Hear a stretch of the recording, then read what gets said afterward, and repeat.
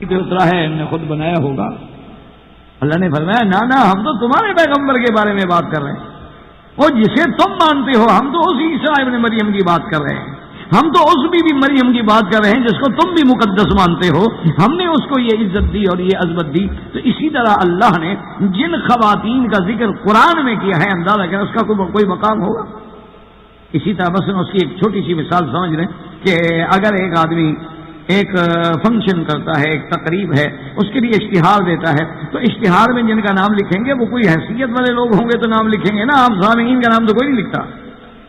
اور پھر ان میں جن کو آپ لکھیں گے کہ یہ ہمارے خاص طور پہ ہمارا جو ہے نا جی مہمان خصوصی ہے، اور یہ ہمارا جس کے زیر صدارت میں ہوگا، اور ان کے زیر انصرام ہوگا، ان کے زیر انتظام ہوگا، اور یہ مہمان خصوصی ہوگا، یہ سارے اہمیت والے ہوتے ہیں. تمہارے اشتہار میں نام آنا اہمیت ہے، تمہاری کتابوں میں ذکر آنا اہمیت ہے. اگر تاریخ کی کتاب میں کسی کا حوالہ آ جائے تو وہ اہمیت ہے.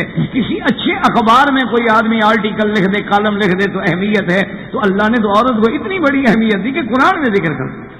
اور اسی طرح دیکھیں کہ عیسیٰ علیہ السلام سے پہلے دور جو ہے سیدنا موسیٰ علیہ السلام پہلے ہے، اس کے بعد عیسیٰ علیہ السلام، اور عیسیٰ علیہ السلام کے بعد سیدنا محمد رسول اللہ خاتم الانبیاء والمرسلین علیہ الصلوۃ والتسلیم کا دور ہے.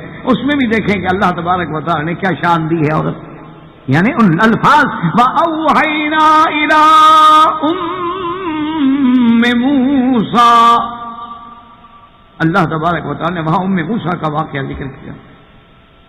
اصل وجہ کیا تھی؟ مختصراً کہ کہتی ہیں کہ فرعون نے خواب دیکھا تھا، اور اس خواب کی تعبیر کے لیے اس نے اپنے لوگوں کو جب بلایا اور ان سے کہا کہ بھی مجھے اس خواب کی تعبیر بتاؤ کہ اس خواب کی تعبیر کیا ہے. تو انہوں نے کہا اس کی تعبیر یہ ہے کہ ایک بچہ پیدا ہوگا اور اس بچے کے ہاتھوں پہ تیرے اقتدار کی ہلاکت ہو، تیرا اقتدار ختم. تو اب اس نے میٹنگ کی کہ کیا کریں. انہوں نے کہا کہ ایک بچہ پیدا ہوگا، تیرا جو خواب ہے وہ یہ بتا رہا ہے کہ اللہ تبارک و تعالیٰ ایک بچہ پیدا فرمائیں گے، اور اس بچے کی پیدائش سے سب سے بڑا نقصان جو ہے وہ تمہیں ہوگا کہ تیرا اقتدار جو ہے وہ خطرے میں پڑ جائے.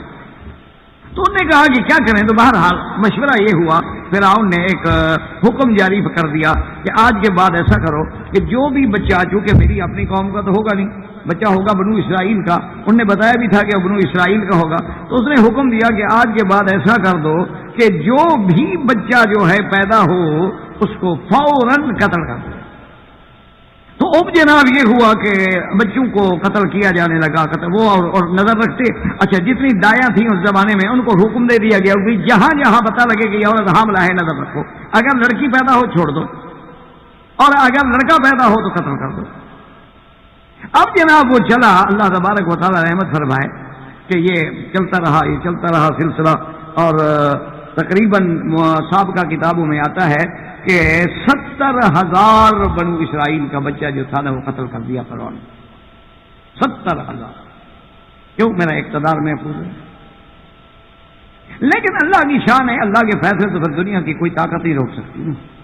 اللہ کے جو فیصلے ہیں وہ فیصلے ہوتے ہیں. ایک دفعہ پرانے دور کی بات ہے کہ ہمارے یعنی ملک میں یہ آپ کے منصوبہ بندی کے جو ہے نا جی اپنا عورتوں کے بچوں کا روکنا، یہ کرنا، اس کو منصوبہ بندی کا نام دیا ہے. منصوبہ یہ بناتے ہیں نا، پھر اس کو یعنی اس کی اہمیت ہے کہ بچے بس 2 بچے پتہ نہیں کیا کہتے ہیں، خوشحال، عجیب عجیب نعرے ہیں، عجیب عجیب چیزیں ہیں. باہر صورت تو ایک مولوی صاحب تھے ہمارے حضرت ہزاروی رحمۃ اللہ علیہ، ان کو ایوب خان نے بلا کے پوچھا، کہنے لگا کہ مولانا یہ جو منصوبہ بندی ہے اس سے بچے روکنا، کیونکہ آبادی بے تحاشا بڑھ رہی ہے، اور جب آبادی بڑھ جائے گی صاف بات ہے کہ وسائل کم ہوں گے، کھانے والے زیادہ ہوں گے تو قحط ہوگا. تو اس کے لیے حل نکالا گیا ہے کہ بچوں کو روکا جائے. ذرا آپ مجھے یہ بتائیں کہ شریعت میں اس کے بارے میں آپ کا کیا خیال ہے. تو انہوں نے فرمایا کہ شریعت کا مسئلہ تو خان صاحب آپ کو میں بعد میں بتاؤں گا، لیکن فرعون 70,000 بندے پہ گولی چلا کے نہیں روک سکا، تو تم گولیاں کھلا کے کیا روکو. انہوں نے کہا تم تو گولیاں کھلاتے ہو، گولیاں چلائیں.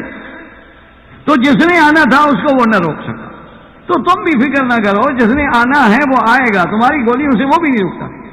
اچھا خدا کی شان ہے، ان کے ایک وزیر تھے، سب سے پہلے منصوبہ بندی پہ انہوں نے عمل کیا. نتیجہ یہ نکلا کہ اللہ کی رحمت سے دوسرے سال اس کے گھر میں 2 بچے اکٹھے پیدا. اصل وجہ یہ ہے کہ بہرحال آپ تو ڈاکٹر لوگ ہیں، اب آپ کو دکھانا تو ایسے نا جیسے سورج کو چراغ دکھانے والی بات ہو، اس میں وہ دوائیں جو ہوتی ہیں نا جی، وہ ولادت کے تو مادہ تولید میں جو جرثوم ہے اس کو قریب نہیں آنے دیتی۔ اچھا وہ گولی کھاتی رہی، بیوی کھاتی رہی تو وہ روکتا رہا، جس دن وہ گولی بھول گئی وہ اللہ کی رحمت سے سارے اکٹھے ہو گیا۔ تو بلکہ بعد میں تو میں نے جو سنا وہ یہ ہے کہ جن لوگوں کو عورتوں کو بچہ نہیں ہوتا یا جن کے وہ ایام جو ہیں وہ ترتیب میں نہیں ہوتے، انہی گولیوں سے ان کو سیٹ کیا جاتا کہ وہی گولیاں کھلاؤ تاکہ وہ ترتیب میں بھی آ جائے۔ اور پھر یہ ہے کہ وہ جرثومہ جو ہے عین انتظار میں کھڑا ہوگا، جس دن گولی رکی اور جرثومہ صاحب پہنچ گئے اپنے مقام پہ، وہ تو دیوار ٹوٹ گئی نہیں، وہ تو سرکل جو بنا ہوتا ہے دوائی کا وہ ٹوٹا اور حضرت تشریف لے آئے اندر، اللہ نے بچہ پیدا کر دیا۔ تو وہ کیا ہو سکتا ہے؟ کون دنیا کی طاقت روک سکتی؟ تو بہرحال جناب یہ ہے کہ وہ بچہ پیدا ہونا تھا، ہو گیا۔ اب جب ہو گیا تو اب دیکھیں ایک عورت ہے، ماں ہے، مامتا ہے، آپ خود اندازہ کریں نا کہ جن ماؤں کے بچے سامنے تحقیق کر دیے جائیں، ذبح کر دیے جائیں، ان میں کیا گزرتی ہوگی، ذرا غور کریں خدا کے لیے، صرف اسلام پہ اعتراض نہ کریں۔ دیکھیں کہ وہاں جو ہے ایک بی بی ہے، اس کی عفت و عظمت کے لیے اللہ نے اپنے پیغمبر کو جھولے میں بلوا دیا ہے، اور یہاں ایک مامتا ہے، ایک عمر رفتہ عورت ہے، بچہ پیدا ہو گیا ہے، اور وہی خوف ہے ابھی فرعون کے لوگ آئیں گے، ابھی میرے بچے کو میرے سامنے پکڑ کے ذبح کا۔ اللہ فرماتے کہ ہم نے وحی بھیجی، وحینا الی ام موسیٰ، یعنی عورت کا مقام دے، یعنی وہ لفظ استعمال ہوا ہے، وحی تو نبی کے لیے ہوتی، اس لیے علماء کو کہنا پڑا کہ بھئی وحی لغوی معنی میں ہے، معنی الہام ہے، معنی القاء ہے، ورنہ اللہ پاک وحی تو پیغمبروں کے لیے بھیجتے ہیں۔ وَأَوْحَيْنَا إِلَىٰ أُمِّ مُوسَىٰ أَنِ ارْضِعِيهِ، کہ اپنے بچے کو دودھ پلاؤ، اور اس کے بعد خِفْتِ إِلَيْهِ، جب تمہیں خوف ہو کہ وہ ظالم آ جائیں گے، پکڑ لیں گے، قتل کر دیں گے، بس اس کو کسی چیز میں بند کر کے دریا میں ڈال دو۔ فَأَلْقِيهِ فِي الْيَمِّ، عجیب بات۔ اور اللہ نے فرمایا وَلَا تَخَافِي وَلَا تَحْزَنِي، تم اپنا بھی ڈر نہ کرنا، تمہاری بھی ہم حفاظت کریں۔ اگر عورت کی عفت و عزت و عظمت رہو تو اس کی حفاظت کا اللہ ذمہ اٹھائے۔ یعنی قرآن نے جہاں جہاں حفاظت کی بات کی ہے، یا تو قرآن کے لیے کہا ہے کہ ہم حافظ ہیں، ہم حفاظت کریں گے، یا اپنے نبی کے لیے فرمایا کہ واللہ یعصمک من الناس، محمد مدنی اللہ تیری حفاظت کرے گا، فکر نہ کرے۔ اور بی بی موسیٰ علیہ السلام کی اماں کو بھی وہی خوشخبری دی کہ لا تخافی ولا تحزنی، مت ڈرو اور غم بھی نہ کرو موسیٰ علیہ السلام کا۔ اچھا صرف یہ نہیں ہے کہ ہم موسیٰ علیہ السلام کو بچا لیں گے، اللہ نے فرمایا ام موسیٰ ہم تجھے ایسی راحت پہنچائیں گے، انا رادوہ الیک، ہم اس بچے کو تیرے طرف پھر واپس لیں، یہ بھی ہمارا وعدہ ہے۔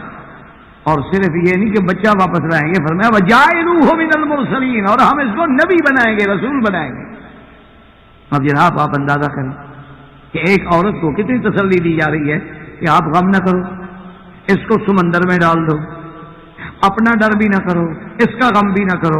ہم مامتا کو زیادہ نہیں تڑ پائیں گے، ہم اس کے بچے کو واپس لائیں گے۔ آج آپ بھی مامتا پہ رحم کرتے ہیں، آج آپ بھی بچوں پہ رحم کرتے ہیں۔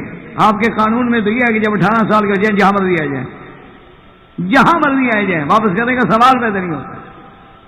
آپ نے تو ایسا قانون بنایا کہ اگر لڑکی کہے کہ میں اس کے ساتھ جانا چاہتی ہوں، ماں روتی رہے، باپ روتا رہے، کھڑی رہے، کورٹ مجبور رہے گا لڑکی کے کہنے کے مطابق اس کو بھیج دے، یہ آزادی ہے۔ یعنی ایک طرف لڑکی کو آپ راضی کر رہے ہیں اور جس نے پیدا کیا ہے اس کو آپ کیا کر رہے ہیں، جو تخلیق کے مراحل سے گزری ہے، جس نے 9 مہینے تک اپنے پیٹ میں رکھا ہے۔ خدا کے لیے آپ اندازہ کریں نا، جو آپ ایک اینٹ لے لیں آپ جناب 1 کلو 2 کلو کی، اس کو پیٹ پہ باندھ 2-4 دن تو ڈاکٹری کے لیے آئے اسپتال میں، اوپر ذرا کپڑے پہن لینا، پتہ کسی کو نہیں لگے گا۔ اندازہ ہوگا آپ کو کہ عورت کس مشقت سے گزرتی ہے، کس مقام سے گزرتی ہے کہ ایک بچے کو 9 مہینے، یعنی آپ یقین کریں کل کعبۃ اللہ میں جا کے کھڑے ہو جائیں، جن کو اللہ نے بچے دیے ہیں، چاند سے بچے ہوتے ہیں، لیکن باپ 2 چکر میں اٹھانے کے بعد پھر ماں کو دے دے گا، تم اٹھاؤ میرا کام ختم، میں فارغ ہوں۔ صفا مروا دوڑے گا، 1 چکر بڑی مشکل سے اٹھا دے گا، یہ نہیں کہے گا کہ میں تھک گیا ہوں، ٹانگیں جواب دے گے، نہیں رو رہا ہے تو تم سنبھال لیں، رو رہا ہے تمہارے بغیر چپ نہیں گا۔ یہ ماں ہے، وہ کہے گی ٹھیک ہے کچھ ہو جائے میں اس کو اٹھا کے دوڑوں، ماں ہے وہ کہے گی میں اس کو اٹھاؤں، میرا بچہ طواف کر لے، میرا بچے کا منہ لگ جائے حجر اسود کو، کسی طرح وہ کسی طرح رکن یمانی کو لگ جائے، وہ کسی طرح ملتزم پہ چل جائے، میرے بچے کو یہ جو مقام ہے اللہ نے مامتا کو دیا ہے، یہ ہے کسی کے پاس؟ تم نے تو اس سے ہر مقام چھین لیا ہے اور کہتے ہو آزادی دے رہے ہیں۔ اب جناب دیکھیں کہ موسیٰ علیہ السلام کو اللہ کی شان ہے کہ بی بی صاحبہ نے بڑی تفصیل کا واقعہ ہے، بی بی صاحبہ نے صندوق لی، بند کیا اور ساتھ جو دریا تھا دریا میں ڈال دیا۔ کہ مصر کا واقعہ، فرعون مصر تھا اور دریا یہی دجلہ۔ ان دریاؤں کی بھی تو بڑی تاریخ ہے نا، دریائے دجلہ و فرات پہ آپ پڑھیں تو آپ حیران رہ جائیں۔ اب جناب جب دریا میں ڈال دیا وہ صندوق، چلتے چلتے چلتے خدا کی شان ہے فرعون کے گھر پہنچ گئے۔ اب جناب صندوق آئی تو بیویاں نے دیکھا، وہ چلتے چلتے سوئمنگ پول میں پہنچ گئی، ان کے گھر میں جو تھا ہاؤس بنا ہوا اس میں لڑکا حیران ہو گئی، صندوق ہے، بھاگے، کھولا، دیکھا تو بیوی جو فرعون کی بیوی تھی بیوی آسے جب دیکھا تو نے کہا قرۃ تو آئی نہیں ہے، تمہاری آنکھوں کی ٹھنڈ، ایسا خوبصورت بچہ اللہ نے ہمارے گھر میں بھیج دیا۔ فرعون آ گیا، اس نے کہا کیا بات ہے؟ اس نے کہا بچہ ہے۔ اس نے کہا نہیں نہیں یہ بچہ پتہ ہے وہی ہو جس سے میں ڈر رہا ہوں۔ انہوں نے کہا تمہارا تو کوئی عقل کی بات ہے، عقل کرو، پہلے ہمارے پاس کیا دلیل ہے کہ یہ بنو اسرائیل کا بچہ ہے؟ اس نے کہا نہیں یہ پتہ تو نہیں، لیکن آیا تو ادھر سے ہی ہے، ادھر سے جو پانی آیا نا دریا میں اس میں صندوق آئی ہے نا، آیا اسی علاقے سے۔ اس نے کہا بھائی اسی علاقے سے آ جانا الگ بات ہے، اور دوسری بات یہ ہے کہ دیکھو ایک چھوٹا سا بچہ دودھ پینے والا یہ جب ہمارے گھر میں رہے گا، ہم بیٹا بنا لیں گے، ہم تربیت کریں گے، اس کو بڑے ہونے کے بعد پتہ بھی لگے گا کہ میں اسرائیلی ہوں، یہ تو سمجھے گا میں آل فرعون سے ہوں، فرعون کی اولاد ہوں، یہ تو ہمارا بیٹا ہوگا نا، یہ تو ہمارا بن کے رہے گا، اس کو تو پتہ ہی نہیں ہوگا کہ اسرائیل کون ہے، بنو اسرائیل کون ہے، اسرائیل تو کہے گا بھی میں تو آل فرعون میں سے ہوں۔ تو ہماری تربیت تو ہم اس کی اتنے عرصے کے لیے رکھیں گے، اپنے گھر میں پالیں گے، اپنے گھر میں اس کو جوان کریں گے۔ قرۃ عین لی ولک لا تقتلوہ عسیٰ ان ینفعنا۔ اب دیکھیں قرآن پھر وہ پہلے بھی وہی تھا نا، اوحینا الی ام موسیٰ، اب قرآن واصبح فؤاد ام موسیٰ فارغا ان کادت لتبدی بہ لولا اربتنا على قلبها لتكون من المؤمنین۔ اب بی بی کا دل جو ہے اداس ہے، ہائے میرا بچہ کہاں ہے؟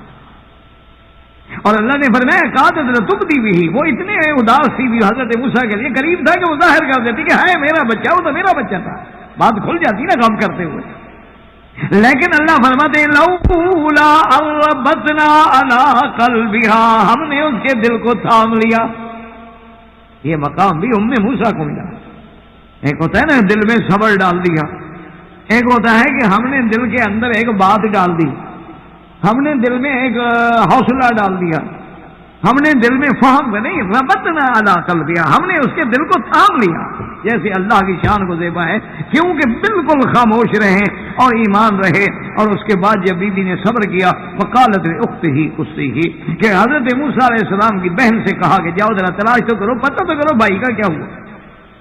اچھا خدا کی شان ہے، قالت لابنتہ نہیں کہا اپنی بیٹی، یہ نہیں قرآن یہ نہیں کہتا کہ قالت لابنتہ، اپنی بیٹی سے کہا، کہتے لاختہ موسیٰ کی بہن سے، کہ تیرا بھائی ہے، بہن کے دل میں اور پیار امڈے نا، جب پیار امڈے گا تو بہن اور بھاگے گی، تو تم بھائی کے لیے ورنہ کہہ سکتی تھی اپنی بیٹی سے کہا، کیونکہ موسیٰ علیہ السلام کی جو بہن ہے تو اس کی کیا ہوئی، بیٹی ہوئی، لیکن کہتی ہے قالت لاختہ قصیہ، قصیہ کا معنی ہوتا ہے ان کے نقش قدم پہ چلنا، کہ جیسے جیسے دریا جا رہا ہے وہی راستہ لے کے جاؤ تو صحیح، آخر صندوق ہے، بچہ ہے، اگر تو کہیں چلا گیا اللہ کی مرضی، اور اگر کسی نے پکڑا ہے تو شور ہوگا کہ بھیا بچہ آ گیا، بچہ آ گیا، اور یہ بھی ہو سکتا ہے کہ پکڑا جائے اور دشمن قتل کر دے۔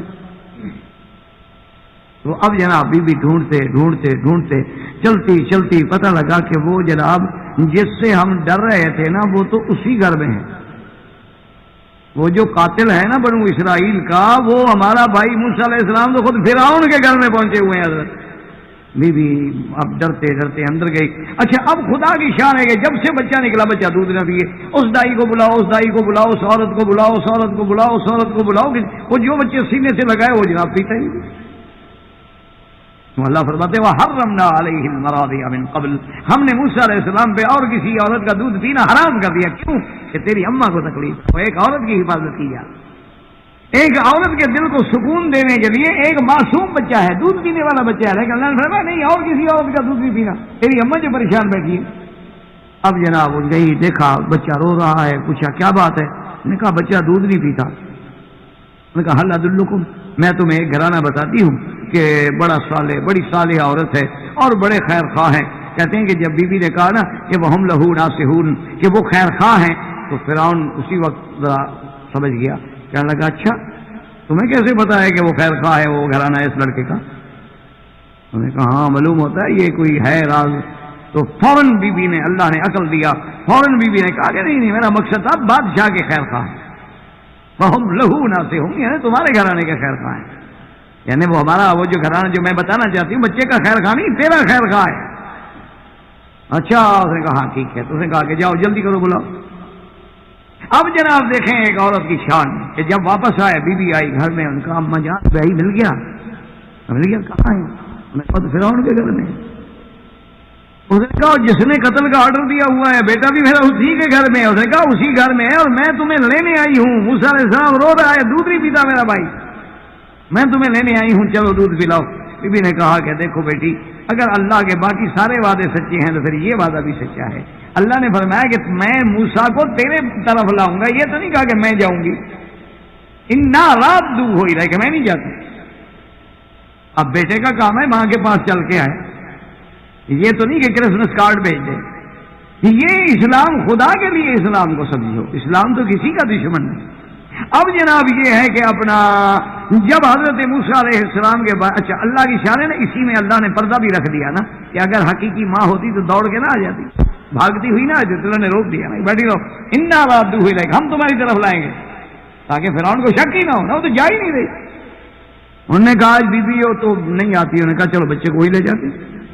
بی بی آسیہ نے بگیاں تیار کی, اب شاہی سواری کے ساتھ موسیٰ آ رہا جس کے قتل ہونے کی تیاریاں ہو رہی ہیں. آج جناب بچپن میں شہزادہ بنا ہوا ہے اور جناب سارے پروٹوکول کے ساتھ بڑے اہتمام کے ساتھ آتے ہیں.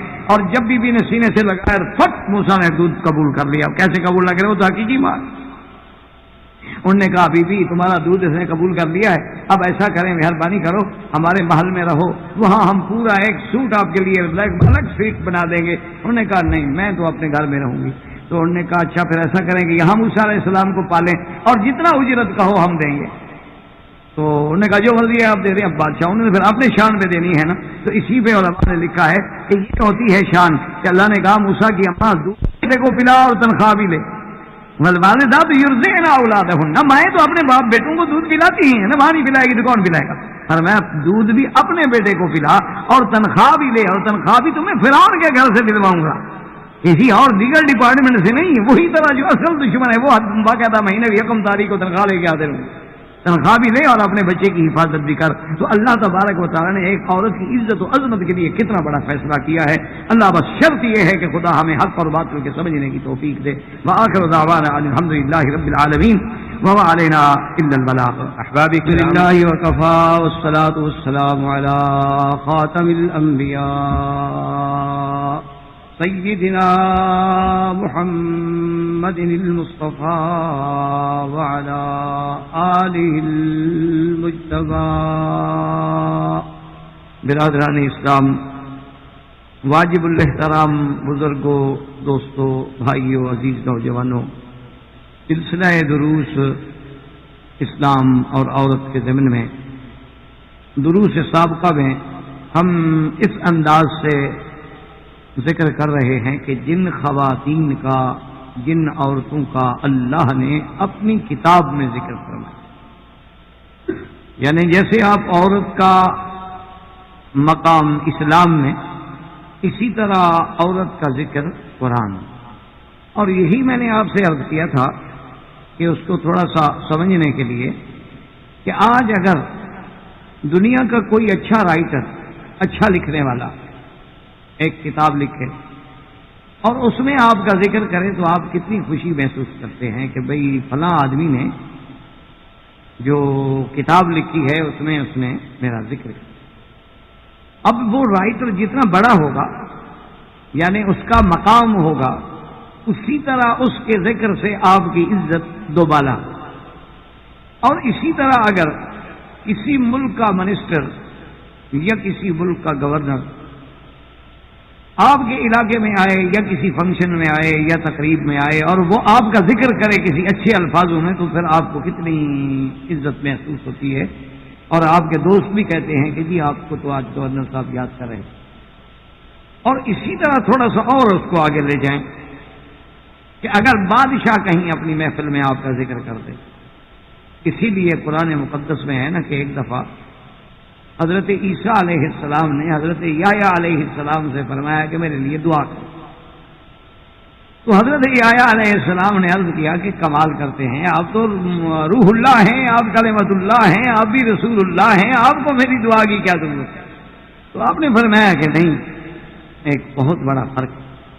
انہوں نے کہا جی وہ کیا فرق ہے؟ انہوں نے کہا جب اللہ نے مجھے ولادت کے بعد سیدہ مریم علیہ السلام کے بطن مبارک سے ولادت کے بعد مجھے اللہ نے اس جھولے میں بولنے کی توفیق دی اور مجھے معجزہ عطا فرمایا کہ میں دودھ پیتا بچہ اور جناب جھولے میں ایسی تقریر کر رہا ہوں کہ بڑے سے بڑا مفکر اور بڑے سے بڑا مدبر اور بڑے سے بڑا اسکالر بھی وہ بات نہ کہہ سکے. تو اس وقت جہاں میں نے اور باتیں کی, میں نے کہا تھا والسلام علیہ, اللہ کی طرف سے مجھ پہ سلام تھی, یوم ولدت و یوم اموت و یوم ابعث حیا, کہ اللہ کی طرف سے جو سلامتی ہے اس دن بھی جب میں پیدا ہوا اور اس دن بھی مجھ پہ اللہ کی طرف سے سلامتی ہوگی جب مجھے موت آئے. یعنی اللہ کی طرف سے سلامتی ہمیشہ میرے ہم رکاب ہو, ولادت میں بھی, موت میں بھی, اور پھر جب میں قبر سے اٹھوں گا اس وقت بھی اللہ کی سلامتی میرے ساتھ ہوگی. تو یہ میں نے کہا یہ بڑی بات ہے, لیکن یہ تو میں نے کہا نا کہ اللہ کی سلامتی مجھ پر اور تیرے بارے میں ہے. وسلام علیہ یوم ولد و یوم یموت و یوم یبعث حیا. اللہ فرما رہے ہیں کہ یحییٰ تجھ پہ سلامتی ہو جس دن تم پیدا ہوئے اور جس دن تمہیں موت آئے اور جس دن تم کھڑے کیے جاؤ. اس سلامتی کا ذکر میں نے کیا ہے, اس سلامتی کا ذکر خدا نے کیا. تو آسمان زمین کا فرق, ایک تو میں کہوں کہ اللہ کی طرف سے مجھ پہ سلامتی ہے اور ایک اللہ کہے کہ میری طرف سے تجھ پہ سلامتی ہے, تو دونوں میں تو آسمان زمین کا فرق. اس کو تھوڑا سا اور آپ اگر انشاءاللہ سمجھیں کہ علماء نے لکھا ہے کہ عیسیٰ علیہ السلام کی بڑی شان ہمارا ایمان ہے, اور عیسیٰ علیہ السلام کا بڑی عظمت ہے, رسول اللہ ہیں, کلمۃ اللہ ہیں, اور حی یرزق فی السماء, آسمانوں میں بیٹھے ہیں.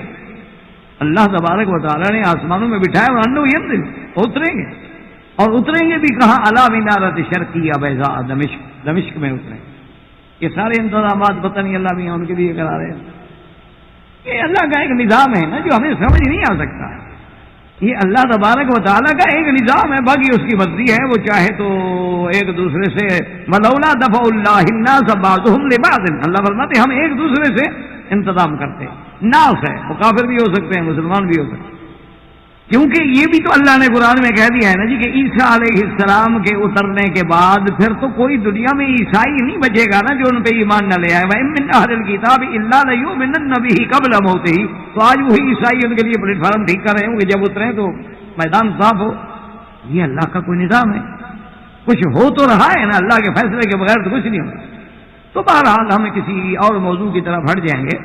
تو بہرحال لوگوں نے کہا کہ عیسیٰ علیہ السلام کا بڑا شان ہے, بڑا شان ہے, لیکن سرکار دو عالم کو اللہ نے جو شان دیا ہے پھر عیسیٰ علیہ السلام بھی مقابلہ نہیں کر سکتے, کیونکہ سرکار دو عالم تو امام الانبیاء, افضل الانبیاء والمرسلین. یعنی عیسیٰ علیہ السلام کا تو یہ امتیاز ہوگا کہ وہ حضور کے روضہ مبارک میں جا کے دفن ہوں. اس لیے علماء نے فرمایا وہاں پڑھے لکھے لوگ ہیں, اللہ کا شکر ہے. غور کریں کہ عیسیٰ علیہ السلام نے کہا تھا کہ قال انی عبد اللہ, کہ میں اللہ کا بندہ ہوں. جب آپ جھولے میں تھے تو آپ نے کہا انی عبداللہ, میں اللہ کا بندہ ہوں. اور حضور کے بارے میں اللہ نے فرمایا وَأَنَّهُ لَمَّا قَامَ عَبْدُ اللَّهِ, اللہ نے فرمایا محمد میرا بندہ. تو دونوں میں آسمان زمین کا فرق ہے. ایک تو پیغمبر کہتا ہے میں اللہ کا بندہ ہوں, ایک اللہ کہتا ہے یہ ہے میرا بندہ. یعنی جیسے آپ سے کوئی پوچھے جی آپ کیا کام کرتے ہیں, آپ کہیں جی میں بادشاہ کا نوکر, بڑا اعزاز ہے. لیکن ایک کے بارے میں بادشاہ کہتے ہیں یہ تو میرا آدمی ہے نا, میرا ملازم ہے جی خاص. تو یہ آسمان زمین کا فرق ہوتا ہے. تو اس لیے آپ اسی میں یعنی سمجھنے کی کوشش کریں. اگر اللہ تبارک و تعالیٰ سمجھ عطا فرما دے میری بیٹیوں کو اور میری بہنوں کو کہ اللہ نے عورت کو کتنی بڑی عظمت بخشی کے قرآن میں ذکر کر دیا, ورنہ کیا ضرورت ہے عورت کے ذکر کرنے کی. اللہ تبارک و تعالیٰ قرآن میں انبیاء کا ذکر کرتے ہیں, رسولوں کا ذکر کرتے ہیں, حضور محمد مصطفیٰ کا ذکر کرتے ہیں, عیسیٰ و ابراہیم کا ذکر کرتے ہیں, اور انبیاء اور رسول کا ذکر ہوتا ہے. یا سابقہ قوموں کا ذکر کیا گیا تو بطور عبرت کہ بھی سابقہ قوموں نے نافرمانی کی تو ان پر یہ آوارہ ہے. سابقہ قوموں نے, قوم عاد نے نافرمانی کی, قوم سمود نے نافرمانی کی, قوم شعیب نے نافرمانی کی, قوم لوط نے نافرمانی کی, تو ان پر اللہ کے یہ عذاب ہے. ان کا تو ذکر اس لیے کیا جاتا ہے, ورنہ آپ اسی سے اگر اتنا ہی ایک عورت کے ذہن میں بیٹھ جائے کہ اسلام نے ہمیں کتنی عزت بخشی ہے کہ ہمارا ذکر قرآن میں ہے اور قیامت تک پڑھا جائے گا. جب آپ دیکھتے ہیں رمضان مبارک میں کون سی بستی ہے مسلمانوں کی جہاں قرآن کا ختم نہ ہو, کون سی مسجد ہے جہاں تراویح نہیں ہوگی, کون سا قطعہ ارض ہے جہاں تلاوت قرآن نہیں ہوتی, اور جب تلاوت ہوگی تو عورت کا ذکر بھی آئے گا. یہ کوئی معمولی اعزاز نہیں, یہ کوئی معمولی بات نہیں کہ ایسے قصہ قرآن کا پڑھ کے آدمی چلا جائے. بس کتاب مریم, بس وہ جی بی بی مریم کا نام تھا. بی بی مریم کا نام لینے والا کون ہے؟ رب العالمین. عرش بری سے واقعہ بیان فرما رہے ہیں. تو اسی ضمن میں ہم نے سیدنا موسیٰ علیہ السلام کے واقعات پڑھے تھے. آپ کی پیدائش, آپ کی والدہ پہ امتحان و ابتلا, پھر سیدنا موسیٰ علیہ السلام کا فرعون کے گھر میں آنا, پھر اخت موسیٰ علیہ السلام کا حضرت موسیٰ کو تلاش کرنا, پھر موسیٰ علیہ السلام کا کسی عورت کا دودھ قبول نہ کرنا, پھر اللہ تبارک و تعالیٰ نے اپنے وعدے کے مطابق حضرت موسیٰ علیہ السلام کو اپنی والدہ کے پاس بھجوانا. یہ سارے واقعات ہم نے پڑھے. اب اس کے بعد جب موسیٰ علیہ السلام فرعون کے گھر میں آ گئے, شاہی محل میں آ گئے, کیونکہ اللہ نے آپ کو نبی بنانا ہے, اللہ نے آپ کو اتنا بڑا اعزاز بخشنا ہے, تو اللہ تبارک و تعالیٰ لے کہاں آئے ہیں جو سب سے بڑا دشمن. یہ کمال قدرت ہے کہ اللہ تبارک و تعالیٰ اسی سے حفاظت کرواتے ہیں جو سب سے بڑا قاتل ہے, جو سب سے بڑا مجرم ہے. 70,000 بنو اسرائیل کے بچوں کا قاتل ہے فرعون. اللہ نے فرمایا بدبخت, تم خدائی کے دعوے کرتے ہو, تیری خدائی کی ہوا نکالنے والا تیرے گھر میں پلے گا, تیرے گھر میں جوان ہو. موسیٰ علیہ السلام وہاں آ گئے, تربیت ہوتی رہی, جوان ہو گئے. بڑا تفصیل سے واقعہ ہے. اتفاق کی بات ہے کہ حضرت موسیٰ علیہ السلام تشریف لے جا رہے تھے. ایک آدمی نے فریاد کی کہ جی مجھے قبطی مار رہا ہے. تو حضرت کی جوانی بھی تھی, جوش بھی تھا, اور داعی حق بھی تھا, جو کہ جب دل میں حق ہو تو پھر بندہ مضبوط ہوتا ہے. تو حضرت موسیٰ علیہ السلام نے جا کے اس کو منع کیا. وہ ذرا اکڑ گیا. تو موسیٰ علیہ السلام نے ایک تھپڑ مارا, وہ مر گیا. سیدھی بات ہے کہ اب تھپڑ سے تو کوئی قتل نہیں کیا جاتا نا. موسیٰ علیہ السلام کا نعوذ باللہ کوئی قتل کا ارادہ نہیں, تو ایک تھپڑ مار. اب جب وہ مر گیا, اس کے بعد ایسا ایسا پھر دوسرے دن موسیٰ علیہ السلام اسی طرح میں ہیں, تو پھر ایک واقعہ پیش آیا. اس نے بھی کہا کہ موسیٰ علیہ السلام میری مدد کریں, مجھ کو یہ مارتا ہے. تو موسیٰ علیہ السلام جب بڑے کہ اس کی مدد کرنے کا, اچھا, اس نے سمجھا کہ شاید مجھ پہ غصہ آ گیا کہ کل بھی میں نے بلایا تھا, آج بھی میں بلا رہا ہوں. تو کہا اچھا مجھے قتل کرنا چاہتے ہو, کل بھی تو آپ نے ایک بندہ مار دیا. تو اس سے بات چلتے چلتے چلتے نکلی اور فرعون کے دربار تک بھی پہنچ گئی کہ وہ جو قبطی قتل ہوا ہے اس کے قتل کرنے والا کوئی اور نہیں ہے, وہ تو آپ کا گھر میں پڑنے والا حضرت موسیٰ ہے علیہ السلام. اسی طرح جناب یہ ہے کہ حضرت موسیٰ علیہ السلام کو بھی علم تھا کہ میرے ہاتھ سے ایک بندہ مر گیا ہے. تو حضرت موسیٰ علیہ السلام سامنے نہیں آتے تھے فرعون. تو اسی ضمن میں آپ تھے تو ایک آدمی آیا اور اس نے کہا کہ موسیٰ علیہ السلام ان الملأ یأتمرون بک لیقتلوک فاخرج انی لک من الناصحین, کہ اب درباروں میں تمہارے قتل کے مشورے ہو رہے ہیں, میرا مشورہ مانو تو اس ملک سے نکل جاؤ. تمہیں بچپن میں تو فرعون نہیں بنا سکا, لیکن تم سے مطمئن نہیں. فرعون بڑا کایا تھا آخر, اس کو ہر وقت ایک دماغ میں بات کھٹکتی رہتی تھی کہ یار کہیں یہی بچہ نہ ہو. وہ ایک بڑا واقعہ آیا ہے کتابوں میں کہ ایک دفعہ ایسا ہوا, موسیٰ علیہ السلام ابھی چھوٹے, یعنی 3-4 سال کی عمر. تو ایک دن فرعون نے بھی موسیٰ علیہ السلام کو اٹھا لیا کہ چلو بچہ ہے, ہم نے گھر میں رکھا ہوا ہے اور اتنے ناز و نعم سے ہم اس کو پال بھی رہے ہیں, تو اب بچہ ہے, 1 منٹ میں اٹھا لینے میں کیا فرق پڑتا ہے. تو بچے کو اٹھایا تو موسیٰ علیہ السلام نے مارا تھپڑ فرعون کے منہ. بس وہ فرعون جو تھا نا جی, وہ اندر سے ہل گیا. اس نے کہا یہی وہ بچہ, یہ 4 سال کا بچہ ہے, میں نے اٹھایا اور مارا تھپڑ. اس نے کہا فوراً جلاد بلاؤ. ادھر آتا فرعون دوڑ کے آئی. انہوں نے کہا کیا کر رہے ہو, بادشاہ ہو تم؟ اس نے کہا نہیں یہ وہی بچہ ہے, اسے مجھے دیکھو تھپڑ مارا ہے. انہوں نے کہا بادشاہ سلامت, کیا کر رہے ہیں, اتنی بڑی ملک کے بادشاہ ہو, اتنا بڑا تمہیں اعزاز ملا ہے, اتنا بڑی تمہاری سلطنت ہے, 4 سال کے بچے کو پتا ہے کہ تم کون ہو. چلو یہی بچہ ہے, اس کو دشمنی, اس کو کیسے پتا ہے کہ تم ہو وہ جو بنو اسرائیل کے بچوں کو جس نے قتل کرا ہے. یہ 4 سال کے بچے کو پتا ہے, اس نے تمہیں جان کے تھپڑ مارا ہے, ایسے تمہارے دماغ میں بات آ گئی, یہ تو بچہ ہے. کبھی اٹھاتا ہے کوئی تو ایسے آدمی اپنے باپ کو بھی مار دیتا، کبھی ماں کو مار دیتا، یہ تو بچہ ہے۔ اس نے کہا کہ نہیں، اس نے کہا اچھا دیکھو بات سن، پہلے اس بچے کا امتحان کر، اگر تمہاری تسلی ہو جائے تو پھر تو اس بچے کو چھوڑ دو ورنہ قتل کرو۔ اس نے کہا کیسے امتحان کر؟ اس نے کہا ایسا کرو کہ ابھی حکم دو کہ ایک لگن میں، ایک تھال میں، ایک دست میں انگارے جو ہیں نا، سرخ انگارے، جلتے ہوئے انگارے آگ کے، وہ ایک انگیٹھی میں رکھ کے لے آئیں، اور ایک انگیٹھی میں لال و جواہر لے آئیں، اور وہ لال و جواہر بھی اصلی ہوں جن سے ایسے شعائیں پھوٹ گئی، اور وہ دونوں رکھ دیتے ہیں، بچے کو دور سے چھوڑ دیتے ہیں۔ اگر تو یہ آگ میں اور موتی میں فرق کر لیتا ہے پھر تو یہ سمجھدار ہے، پھر تمہیں پہچان کے تھپڑ مارا ہے۔ اور اگر ایک بچہ آگ اور موتی میں فرق نہ کر سکے تو پھر اس کو کیا پتا ہے کہ تم فرعون ہو؟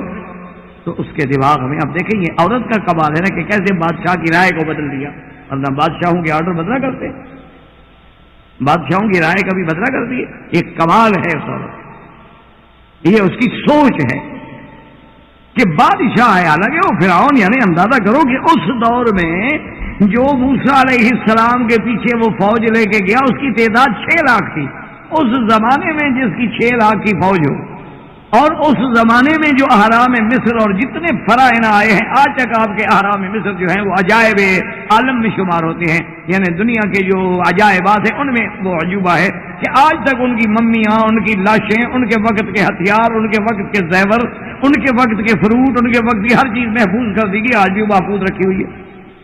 تو ایک عورت کا ان کی رائے کو بدل دینا یہ کوئی آسان بات تو نہیں ہوتی، یہ کمال ہے۔ جیسے کہ لکھتے ہیں نا کہ بھی ایک دفعہ پرانے دور میں شہنشاہ ایران نے، اس نے خود شعر کہا یا اس کے کسی شاعر نے شعر کہا، یعنی ایک مصرع بن گیا کہ درے ابلق در جہاں نمی موجود یا کس نمی موجود، چونکہ فارسی سے مجھے اتنا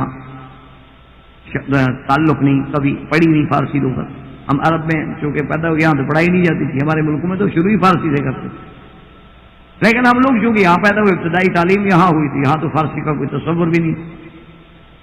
تو بہرحال یعنی اس شعر کا مفہوم تقریباً یہ تھا کہ درے ابلغ در جہاں کسرمی موجود، کہ دنیا میں 2 رنگا موتی نہیں ہوتا۔ ابلغ کہتے ہیں جیسے ابلغ گھوڑا ہوتا ہے نا جس میں سیاہی اور سفیدی ہے، یہ گھوڑا تو سیاہ ہے لیکن 5 پاؤں 4 پاؤں اور چہرہ جو ہے اس جگہ پر سفیدی ہے، اس کو کہتے ہیں ابلغ۔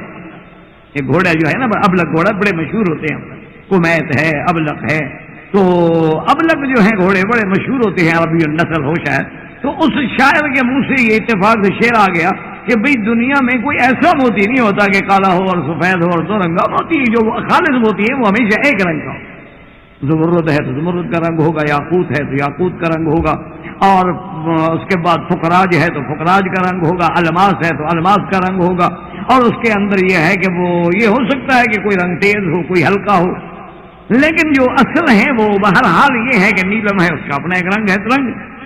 تو شہنشاہ ایران نے شاید اس دور میں یہ مصرع خود کہا، شعراء کو بلایا کہ اس کا اگلا مصرع سیٹ کرو، وہ بناتے رہے لیکن شاہ کو پسند نہ آئے، بادشاہ کو پسند نہ آئے، کہا بھی ٹھیک ہے بنا تو تم نے لیا ہے لیکن دل کو نہیں لگتا۔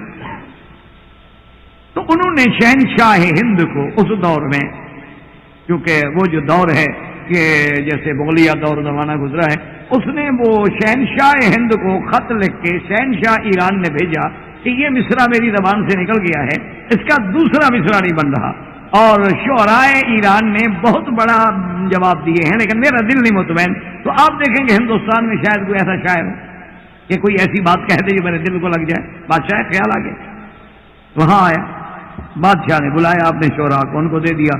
اب وہ جناب وہ بھی مسئلے بنا رہے ہیں، وہ وہاں کے بادشاہ کے دل کو بھی نہیں لگ رہا، تو انہوں نے کہا جب میرے دل کو نہیں لگ رہا تو آپ جواب کیسے بھیجیں گے؟ حالانکہ میں تو اتنا بڑا فارسی کا وہ مقام نہیں رکھتا۔ تو وہ جناب آئے تو اپنے گھر میں بیٹھے تھے، تو ان کی بیٹی تھی زیب النساء، اس نے دیکھا کہ ابا جان بہت پریشان ہے، اس نے کہا ابا جان کیا بات؟ انہوں نے کہا بیٹی آپ دخل نہ لیں، بس ایک معاملہ ہے، میں اس میں بہت پریشان۔ لاڈلی بیٹی تھی، اس نے حجت کی، اس نے کہا کیا پوچھتی ہو؟ شہنشاہ ایران نے ایک شعر لکھ دیا ہے، وہ بس اس کا دوسرا مصرع جو ہے وہ جواب نہیں بن رہا اور اطمینان نہیں ہو رہا۔ اس نے کہا بچہ مجھے بھی دے دو، میں بھی ٹرائی کروں، کوشش کروں۔ بادشاہ اصل میں چاہتے تھے کہ زیب النساء شعر و شاعری نہ کریں، وہ اصل میں یہ چاہتے تھے، لیکن جب اس نے دیکھا کہ ابا جان بہت پریشان ہے تو اس نے کہا کہ ابا جان آپ پریشان نہ ہوں، یہ کوئی شاہی مسئلہ تو ہے نہیں کہ جسے آپ حل کریں، یہ تو شعراء کا مسئلہ ہے، آپ پریشان نہ ہوں، بہرحال میں کوشش کروں۔ اچھا مطمئن ہو کے چلے گئے۔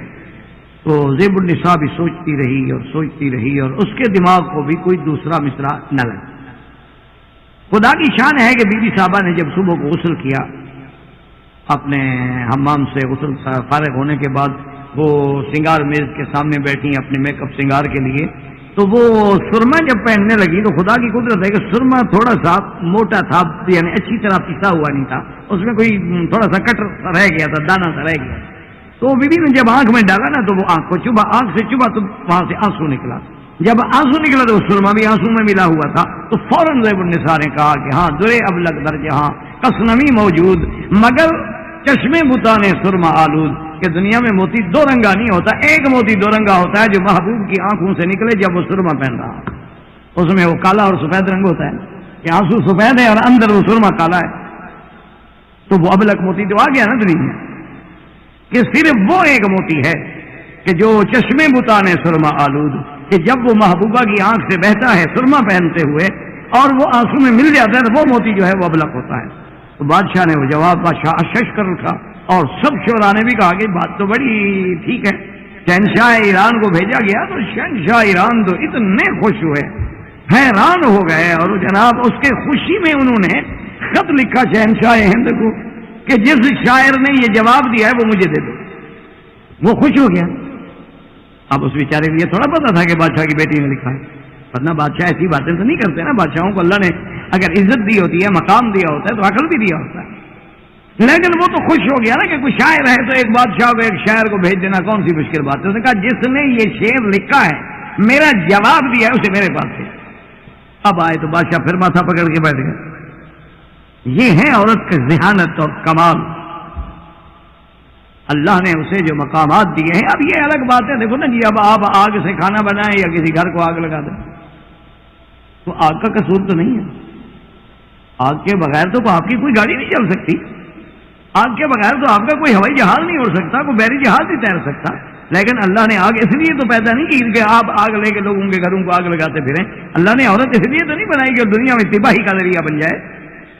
عورت تو عورت ہے، لیکن عورت اپنے عظمت و مقام کو بھی تو سمجھے نا، کیونکہ جب اس کی نظر بلندی پہ ہو تو پھر ہے نا، اگر خدا نہ خواستہ اس اچھائی کو آپ برائی میں بدل دیں۔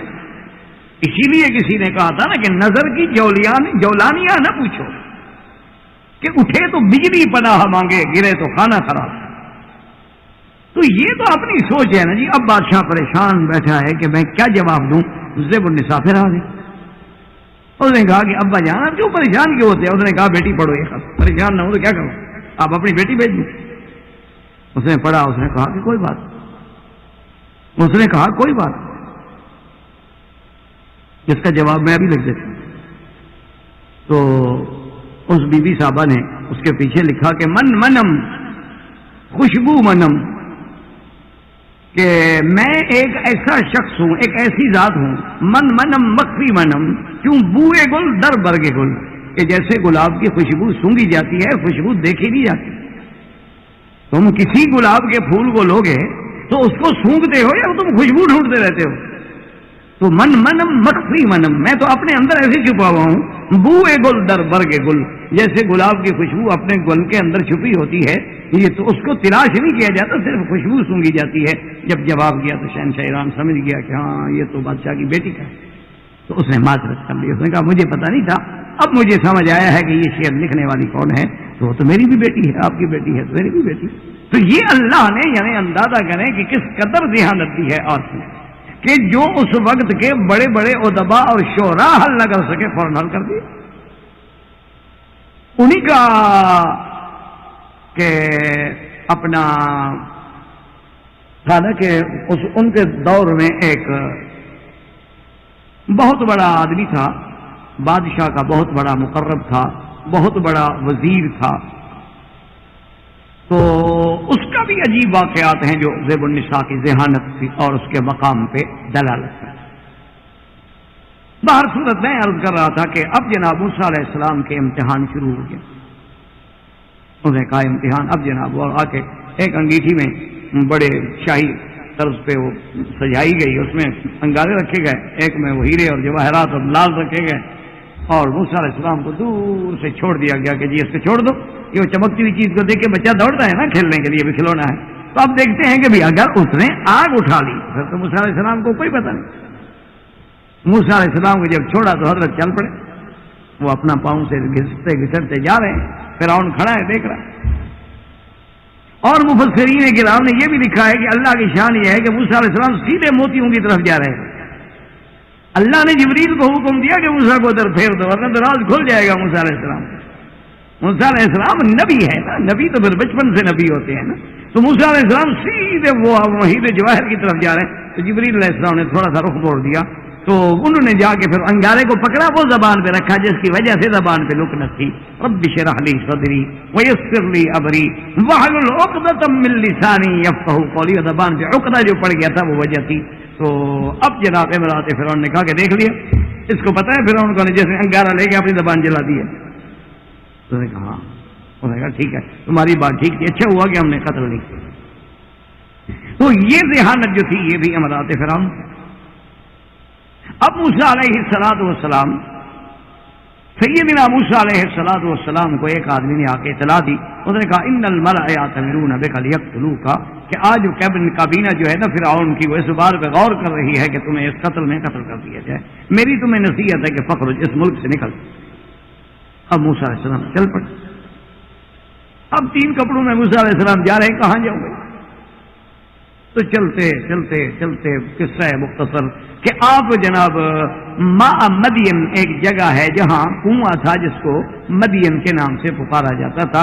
یہ خلیج عقبہ جو آج کل مشہور ہے نا اسی علاقے، وہاں ابھی تک وہ دونوں کنویں موجود ہیں علامتاً. اکثر مفسرین اور مؤرخین نے لکھا ہے کہ یہ خلیج عقبہ کے علاقے میں. تو اب جناب جب موسیٰ علیہ السلام وہاں پہنچے جس کو اللہ نے قرآن میں ذکر کیا ہے، دیکھا کہ کنویں پر بہت بڑی لوگوں کی بھیڑ ہے اور لوگ اپنے مال مویشیوں کو پانی پلا رہے ہیں. پرانے دور میں تو یہی رواج ہوتا تھا نا جی، کنویں ہوتے تھے بڑے بڑے، تو بڑے بڑے ڈول نکال کے اور آگے جو تھے وہ کھالے بنے ہوئے ہوتے تھے، وہ کھالے بھر دیے جاتے تھے اور مال پانی پیتے تھے. اور جو کم ہو گیا 2 ڈول اور کھینچ کے ڈال دیے. تو آپ نے دیکھا کہ لوگ مویشیوں کو اور بکریوں کو اور ریوڑوں کو پانی پلا رہے ہیں، لیکن 2 لڑکیاں جو ہیں دور کھڑی ہیں اور صرف کھڑی نہیں بلکہ اپنے ریوڑ کو روکتی ہیں. جب کوئی بکری بھاگتی ہے پانی کی طرف، جانور تو پانی کی طرف دوڑے گا، تو وہ ان کو روک رہی. موسیٰ علیہ السلام حیران ہو بھئی آخر ان کی بھی تو بکری ہیں، وہ کیوں نہیں پلاتی؟ ساری دنیا تو پلا رہی ہے پانی. اچھا اور بکریاں جب بیچاری پانی کے لیے دوڑتی ہیں پیاسی ہیں تو ان کو الٹا روک بھی دیتی ہیں. تو اللہ کے پیغمبر آئے آگے بڑھے اور آ کے پوچھا کہ قال ما خطبکما، میں کہا کیا تمہاری کیا مشکل؟ قالتا لا نسقی حتی یصدر الرعاء. انہوں نے کہا کہ اے مسافر اجنبی، ہم اپنے بکریوں کو، ہم اپنے مویشیوں کو پانی نہیں پلا سکتی کیونکہ یہ طاقتور لوگ ہیں، یہ قوت والے لوگ ہیں اور ہم 2 بہنیں ہیں، کمزور عورتیں ہیں، ہم ان سے کوئی لڑ تو نہیں سکتی. اچھا اور جب یہ جاتے ہیں تو پھر وہ مورخین نے لکھا ہے اور سابقہ کتابوں میں بھی ہے کہ وہ بدبخت یہ کرتے کہ بڑے پتھر کی ایک چٹان کا ڈھکنا بنا ہوا تھا، وہ کنواں بھی بند کر کے چلے جاتے. تو جو پانی بچتا ہے کھالے میں ہم تو وہی پلاتے، کیونکہ نہ تو ہم وہ ڈھکنا اٹھانے کے قابل ہیں اور نہ جناب ہم ان سے لڑنے کے قابل ہیں. اب فطری طور پہ ایک سوال پیدا ہوتا تھا کہ پھر یہ لڑکیاں بیچاری کیوں کام کر رہی ہیں؟ یعنی اس وقت بھی لڑکیوں کا اس قسم کے کام کرنا جو ہے ایک عجیب بات سمجھی جاتی تھی، ایک عجیب تصور تھا کہ لڑکیاں کیوں باہر نکلیں، یہ کیوں مردوں والے کام کریں، بکریاں چرانا، باہر جانا، یہ کام کرنا یہ مردوں کا کام ہے، یہ لڑکیوں کا کام تو نہیں ہے. تو جب انہوں نے موسیٰ علیہ السلام کو حیران دیکھا تو فوراً بتلا دیا کہ ہمارے چرانے کی وجہ یہ ہے کہ وابونا شیخ کبیر، ہمارا باپ ہے اور بوڑھا ہے. صاف بات ہو گئی کہ بھائی ہے، بھائی ہوتا تو وہ کرتا. موسیٰ علیہ السلام نے کہا کہ ٹھیک. اب مفسرین نے یہاں 2 واقعے لکھے ہیں. بعض کہتے ہیں کہ وہ لوگ جو تھے وہ پانی پلا کے چلے گئے اور وہ ڈھکنا بھی رکھ دیا، بند کر دیا، اور بعض کہتے ہیں کہ نہیں 2 کنویں، ایک کنواں بند رہتا تھا، ایک کنویں سے پانی پلاتے تھے.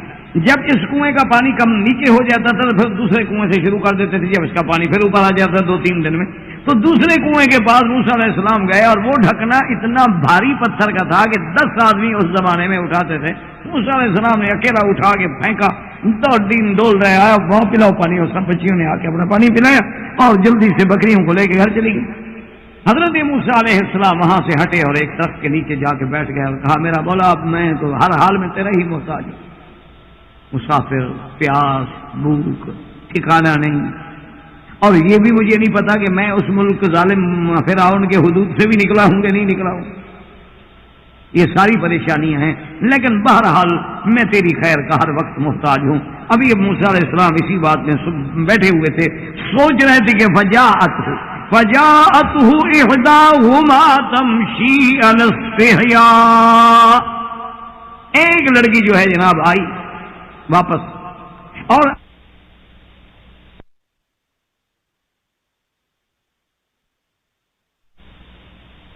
پھر پیاس، بھوک، ٹھکانا نہیں، اور یہ بھی مجھے نہیں پتا کہ میں اس ملک ظالم فرعون کے حدود سے بھی نکلا ہوں کہ نہیں نکلا ہوں، یہ ساری پریشانیاں ہیں، لیکن بہرحال میں تیری خیر کا ہر وقت محتاج ہوں۔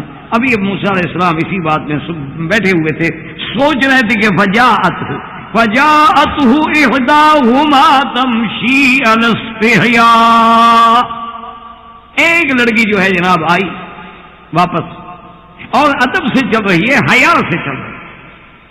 قرآن کہتے تمشی علی استحیاء، جس کو حضرت عمر رضی اللہ تعالی نے فرمایا تھا کہ ما کانت ولاجتن، وہ ایسی عورت نہیں تھی، ایسی لڑکی نہیں تھی کہ جو مجلسوں میں سینہ تان کے نکلتی پھر رہی ہو، جو جا کے جناب کلبوں کی اور پبوں کی زینت بنتی پھر رہی ہو، نہیں، وہ تو جناب حضرت شعیب کی بیٹی ہے، حیا کے ساتھ، عصمت کے ساتھ، عزت کے ساتھ، وقار کے ساتھ چلتی ہوئی آ رہی، اور مقام تو یہی ہے عورت۔ اور جب آئی اور فوراً آگے کہا کہ قالت ان ابی یدعوک، کہ ہمارے ابا آپ کو بلا رہے ہیں، اور یہ بھی اس عورت کی، اس بچی کی، اس لڑکی کا کمال عقل ہے، دیکھیں کہ عورت کتنا ذہین ہے، لیجزیک اجر ما سقیت لنا، تاکہ وہ ڈریں جی مجھے کیوں بلا رہے ہیں، پتہ نہیں میں تو پہلے فرعون کے ملک سے بھاگا ہوا ہوں اور یہ مجھے بلا رہے ہیں، پتہ نہیں یہ بھی ان کے ساتھ آدمی نہ ہوں۔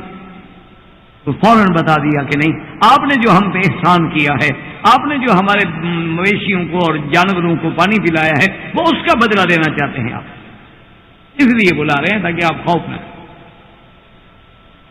اب موسیٰ علیہ السلام بھی اس بات پہ راضی ہوئے کہ شاید اللہ نے میرے لیے کوئی راستہ کھولا، کہ آخر میں نے بھی تو کہیں رہنا ہے۔ تو موسیٰ علیہ السلام جب وہاں سے روانہ ہونے کے لیے اٹھے، اور یہ ہے مقام پیغمبر اور یہ ہے حیائے عورت، بس بات یہی ہے کہ خدا ہماری بیٹیوں کو بات سمجھنے کی توفیق دے کہ انہوں نے زینت اور عزت اسی آزادی کو سمجھ لیا ہے کہ وہ بازار میں تھرکتی پھرے، وہ بیچ کے کنارے پہ بیٹھ کے سن باندھ لے اور دنیا اس کے جسم کو دیکھ کے اپنی آنکھیں سیکا کرے، اس کو اگر وہ عزت سمجھتی ہے تو ہمارے پاس اس کا کوئی حل نہیں کہ وہ اپنے آپ کو ہوسناک آنکھوں کا نظارہ بنائے۔ یہ مقام ہے کہ حضرت موسیٰ علیہ السلام جب چلنے لگے تو مفسرین کرام نے لکھا ہے کہ موسیٰ علیہ السلام نے فرمایا اس بیٹی سے، اس بچی سے کہ بات سنو، میرے آگے نہ چلو، آگے تو میں چلوں گا اور تم میرے پیچھے چلو۔ اب اگر اس مقام پر ایک آدمی کو دماغ میں دیکھو نا جی، اگر آپ سرخ اینک پہن لیں تو سارا ملک سرخ نظر آئے گا، اس کے دماغ میں یہ ہو دیکھو جی اچھا دیکھو نا ان کے ہاں آزادی نہیں تھی نا، عورت کی لڑی دل پر، عورت کو تو آگے ہونا چاہیے، یہ تو پھر مقصد ہے کہ یہ دیکھا مسلمان عورت کو پیچھے کر دیا نا، اب یہ سوچ ہے۔ حالانکہ موسیٰ علیہ السلام کا مقصد یہ تھا کہ بیٹی میں آگے چلوں گا تم میرے پیچھے چلو، کیونکہ ایک نوجوان لڑکی ہے، شباب ہے، اکیلی ہے، اور میرے آگے جا رہی ہو، ہوا سے اس کا دوپٹہ بھی اڑ سکتا ہے، اس کے بالوں پہ میری نظر بھی پڑ سکتی ہے، تو اور نہ بھی پڑے چلو، ہوا نہ بھی لگے تو بدن تو دیکھتا چلوں نا۔ اس لیے اللہ کے پیغمبر نے کہا کہ نہ یہ زیبا نہیں ہے، اور میں آگے چلوں گا اور جہاں راستہ بدلنا ہو مجھے بتا دو کہ دائیں یا بائیں، میں پھرتا جاؤں گا۔ تو یہ ان کی عزت و عفت کا خیال ہے، مقام ہے انبیاء۔ اچھا، اب بعض علماء نے لکھا ہے کہ ویسے بھی اللہ کی شان ہے، اللہ اپنے نبیوں کو اتنا عزت دیتے ہیں وہ کسی کے پیچھے اس کو رہنے ہی نہیں دیتے، نبی آتے ہی آگے رہنے کے، نبی تو امام ہوتا ہے نا امت کا، وہ پیچھے کیسے رہے؟ اسی لیے تو ہے نا بعض روایات تو ضعیفہ ہیں، اللہ عالم، یعنی کسی صحیح حدیث مبارک میں تو نہیں پڑھا، بہر صورت ضعیف روایات میں، لیکن فضائل میں تو ضعیف روایات بھی علماء نقل فرما دیتے ہیں کہ جب بی حلیمہ سعدیہ حضور صلی اللہ علیہ وسلم کو لے کے جانے لگی تو حضور صلی اللہ علیہ وسلم آپ جو ہے نا بی بی صاحبہ نے ایسا کیا کہ بھئی جیسے رواج تھا، ایک ہی تو اونٹنی تھی نا، خاوند کو بٹھا دیا، خود پیچھے بچے کو لے کے بیٹھ گئی. اب اونٹنی کو چلائیں تو چلے نہیں. اب خاوند سے کہا کہ اونٹنی نہیں چلتی، شاید مکے کے شہر سے ڈر گئی، ایسا کرو آگے باہر پکڑ کے، اور جب وہ ان کا خاوند اتر جائے اونٹنی چل پڑے. کیونکہ محمد عربی کیسے پیچھے رہے؟ وہ تو پیغمبر ہے، امام الانبیاء ہے. اللہ تو ان کو بچپن میں بھی کسی کے پیچھے نہیں رکھتے. ہاں کسی کو عزت دینے کے لیے خود پیچھے آ جائیں تو الگ بات. جیسے کہ حضرت ابو بکر کو مسلح پہ کھڑا کر کے خود پیچھے آ گئے، یہ تو ان کو عزت دینے والی بات. لیکن پھر بھی ابو بکر نہیں ٹھہرا. حضور کہتے رہے اللہ رسلکا اللہ رسلکا اللہ رسلکا، ابو بکر ٹھہر جاؤ ٹھہر جاؤ. واپس آ گئے. حتیٰ کہ نماز کے بعد بھی حضور نے پوچھا کہ ابو بکر ماذا بکا، میں نے تمہیں کہا کہ کھڑے رہو مسلح پہ. اس نے کہا یا رسول اللہ مال ابن ابی قحافہ، ابی قحافہ کے بیٹے کی طاقت ہے کہ محمد مصطفیٰ کے آگے کھڑا ہو جائے. یہ وہ بات ہے، میں آپ کے آگے کھڑا ہو جائے. تو اس لیے بھی اللہ کی شان ہے کہ موسیٰ علیہ السلام آگے چلے اور چلتے چلتے چلتے حضرت شعیب کے پاس آ گئے. اچھا، بعض علماء فرماتے ہیں کہ حضرت شعیب سے مراد وہی شعیب پیغمبر ہیں جو قوم مدین کی طرف بھیجے گئے، اور بعض لوگ فرماتے ہیں کہ نہ، وہ شعیب علیہ السلام نہیں ہیں، بلکہ یہ کوئی اور انسان ہیں، شخص ہے، ان کا نام بھی شعیب. اب جب آگے انہوں نے تسلی دی، انہوں نے کہا موسیٰ علیہ السلام مت گھبراؤ، تمہیں اللہ نے اس ظالم کے علاقے سے نکال دیا ہے، نجوت، اب بچ گیا. آپ نے فرمایا کہ بالکل تمہیں گھبرانے کی کوئی ضرورت نہیں ہے، اور قال لا تخف نجوت من القوم الظالمین، تم مت ڈرو. قالت احداهما يا ابت استاجره ان خير من استاجرت القوي الامين. اسی لیے علماء نے لکھا ہے نا کہ یہ عورتوں کا کمال ہے، یہ عورتوں کا فہم و ذکا ہے کہ وہ عورت موسیٰ علیہ السلام کو دیکھ کے پہچان سمجھ گئی کہ یہ عزت والا عظمت والا انسان. اس نے فوراً اپنے باپ سے کہا کہ ابا جان دیکھیں، ہم دو بہنیں ہیں، بھائی کوئی نہیں، آپ بوڑھے ہو گئے، ہمیں لوگ بکریوں کو پانی بھی نہیں پلانے دیتے، تو اب ہم کب تک ایسے حالت میں زندگی گزاریں گے؟ یہ نوجوان بڑا شریف آدمی ہے، اور اس میں دونوں صفتیں ہیں کہ قوی بھی ہے، امین بھی ہے، یعنی مضبوط بھی ہے، طاقت والا بھی ہے، اور امانت والا بھی ہے. اس کو آپ ملازم رکھ لیں. تو اس پر بعض مفسرین نے روایات میں لکھا ہے کہ باپ نے اپنی بیٹی سے کہا تمہیں کیسے پتا ہے کہ یہ قوی بھی ہے، طاقت والا بھی ہے، اور امانت والا بھی ہے؟ تم ایک لڑکی ہو کہ کیسی بات کریں؟ آج کل کا معاملہ ہوتا اور آج کل کی مادر پدر آزادی ہوتی تو یہ سوال ہی نہ کرتے ماں باپ. وہ تو کہتے کہ پوچھنے کی ضرورت کیا ہے، نو پرابلم. یہ تو بہرحال کٹھے جب لڑکا لڑکی ہوگا تو انڈرسٹینڈنگ تو ہو ہی جاتی ہے. تو کہتے ہیں یہ تو یعنی کوئی ایسی بات نہیں ہے، تو یہ تو آدمی کٹھا جی رہتا ہے. وہ ایک دفعہ میں ایک ہوٹل میں ہانگ کانگ میں تھا، تو جلسے سے ہوتے رہے. اصل میں پھر وہ پروگرام ایسے ہوتے ہیں نا جی کہ صبح کو درس، پھر ظہر کے بعد جلسہ، اور مغرب کے بعد جلسہ، اور عشاء کے بعد. تو بہت ہی میں تھکا ہوا آیا، بے انتہا تھکا ہوا تھا.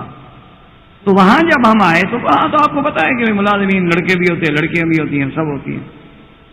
تو وہ ہمارے روم وغیرہ کو وہ ٹھیک ٹھاک کر رہی تھی، تو وہ زیادہ تر وہ لڑکیاں ہوتی ہیں. تو میں نے اپنے ساتھی سے کہا کہ بھئی مجھے تو زبان نہیں آتی، ہم تو ان پڑھ لوگ ہیں، ہم تو کبھی پرائمری اسکول میں بھی نہیں گئے، تو اس سے پوچھو کہ کیا ان کے ہاں سونا بات کا یا کوئی مساج وغیرہ کا سسٹم ہے؟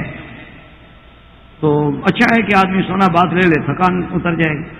تو اس لڑکی نے فوراً کہا کہ ہاں یہاں تو بڑی بڑی اچھی مساجر ہیں اور لڑکیاں ہیں، اور آپ نے کس قسم کا مساج کرانا ہے؟ اور یہ تو بڑا کئی قسم کے مساج ہوتے ہیں. مساج کی بھی قسم ہے، ایک مساج ہوتا ہے ڈیپ ٹیشو، ایک ہوتا ہے ویری ویری ڈیپ ٹیشو. میں نے کہا ہمارے یہاں تو پھر بگ ایشو ہو جائے گا. میں نے کہا یہ مجھے نہیں چاہیے. میں نے کہا یہ تو مجھے نہیں چاہیے بابا. میں نے کہا تم طالب کسی کو بھیجو، مولوی صاحب کو. میں نے کہا جو ہمارے ساتھ تھے، میں نے کہا یار اپنے طالبوں میں کوئی ایسا آدمی نہیں ہے، وہ کیا ہے تھوڑا سا وہ تیزی لگا رہا ہے، اور کیا کرنا ہے؟ یہ جو ان کے جو ہے نا مساج، یہ ہمیں نہیں والا کھائیں گے. تو بہرحال کہنے کی بات یہ تھی کہ جہاں یہ عالم ہو کہ فخر سے کہا جائے کہ آپ کے لیے تو لڑکیاں یہاں موجود ہیں مساج کرنے والی، یعنی اس کو فخر سمجھا جائے اور ہوٹل کا اعزاز سمجھا جائے کہ یہ ہوٹل کا معیار ہے، اسٹینڈرڈ ہے، یہ 5 اسٹار ہے، 6 اسٹار ہے، 7 اسٹار ہے. انا للہ و انا الیہ راجعون۔ اللہ تبارک و تعالی ہمیں ہر فتنوں سے محفوظ رکھے۔ یہ وہی دور ہے جو حضور نے فرمایا تھا ایک دور آئے گا، ایک زمانہ آئے گا، قاد ان یکون المنکر معروفا والمعروف منکرا، کہ جب برائی بھلائی بن جائے گی اور بھلائی جو ہے وہ برائی۔ یہ وہی آج یعنی آپ یقین فرمائیں کہ ایک عورت کو صحیح معنی میں برقع پہنا دیں تو جو بھی ساتھ گزرے گا نا، آج کل نیا نوجوان ہمارے جو بچے آج کل کالج شالج میں پڑھتے ہیں نا، کاؤ بوائے قسم کے، جب دیکھیں گے وہ کہیں گے وہ ہیلی کاپٹر اتر رہا ہے کہ عورت ہے؟ وہ برقع ہو نا، وہ گول ٹوپی والا، وہ سمجھیں گے یہ تو ہیلی کاپٹر اتر رہا ہے۔ یہ برقع ہے، کیوں عورت کو قید کر کے رکھا ہوا ہے؟ اللہ نے اس کو حسن دیا ہے، دکھانے کے لیے تو ہے، لوگوں کو دکھائے، لوگ انجوائے کریں۔ جب سوچ اس طرح بگڑ جائے تو پھر اب حضور کی حدیث کو سمجھیں کہ قاد ان یکون المعروف منکرا والمنکر معروف۔ ابھی آپ ایک مرد کو بھیجیں، داڑھی ہو اور پنڈلی پر اس کے جناب کرتا ہو، قمیض ہو، یعنی اور اس کے مسواک بھی جیب میں کھڑا ہو، اور جناب وہ داڑھی مبارک بھی بڑی ہو اور بال بھی اور پگڑی، لوگ تو دیکھیں گے ایک کارٹون ہے، اور جناب پن اسٹرائپ سوٹ ہو، ٹائی لگی ہوئی ہو، سبحان اللہ، کہیں گے یار کوئی پڑھا لکھا آدمی ہے، پڑھا لکھا۔ ہم جیسے لوگ تو ان کو جائز لگتے ہیں نا، ملا یار چھوڑو۔ آج کی اخبار آپ نے پڑھی ہوگی، لیکن ہم مولویوں کو مرد ہوتی ہے نا، کبھی ہم تو پڑھتے ہیں نا، پھر متن بھی، حاشیہ بھی، اور اس کے لوازمات بھی پڑھی تو آپ نے بھی ہوگی کہ ایک ملک میں پڑھ رہا تھا کہ جس کا نام احمد ہو، محمد ہو، اکاؤنٹ نہ کھولو۔ یہ نام خطرناک ہے۔ اب ذہن میں کیا بٹھایا جا رہا ہے؟ یہ نام کس کا ہے؟ احمد محمد، انا محمد و انا احمد و انا الماہی، یعنی اندازہ کرو۔ اور مسلمان پڑھ رہے ہیں، اخبار پڑھی ہے، پڑھ کے گزر گئے، کسی کو کھٹکا ہی نہیں ہوگا۔ آپ نے بھی پڑھی ہوگی اخبار، سرخی میں آپ کی نظر ہی نہیں ہوگی، آپ نے غور ہی نہیں کیا ہوگا کہ کتنی دور کی بات دشمن کہہ رہا ہے کہ اب یہ نام خطرہ ہے،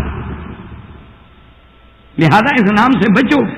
ان کا اکاؤنٹ بھی نہ کھولا جائے بینک میں، اگر کیسے نام کا ہے تو حقیقت کرو کہ اکاؤنٹ ہے۔ ان کو پتا ہے یار، یا دو آدمی کیا کر لو گے، کیا حیثیت کیا ہے دو آدمیوں کی۔ بات یہ ہے کہ اس نام سے نفرت دلانی ہے جس نام کو لیتے ہوئے جب تک ہم صلی اللہ علیہ وسلم نہ کہیں ہمیں تسکین نہیں ملتی۔ بات صرف یہ ہے، ورنہ ان کو بھی پتا ہے کہ یار یہ چار مولوی ہے، چار آدمی جن بیچاروں کو رات کو روٹی نہیں ملتی، ہمارا کیا بگاڑ، ان کے پلے میں ہے کیا؟ یہ کس کھیت کی مولی ہے؟ یہ تو ایک تماشا ہوتا ہے دکھانے کے لیے، جس کو کہتے ہیں ٹوپی ڈرامہ۔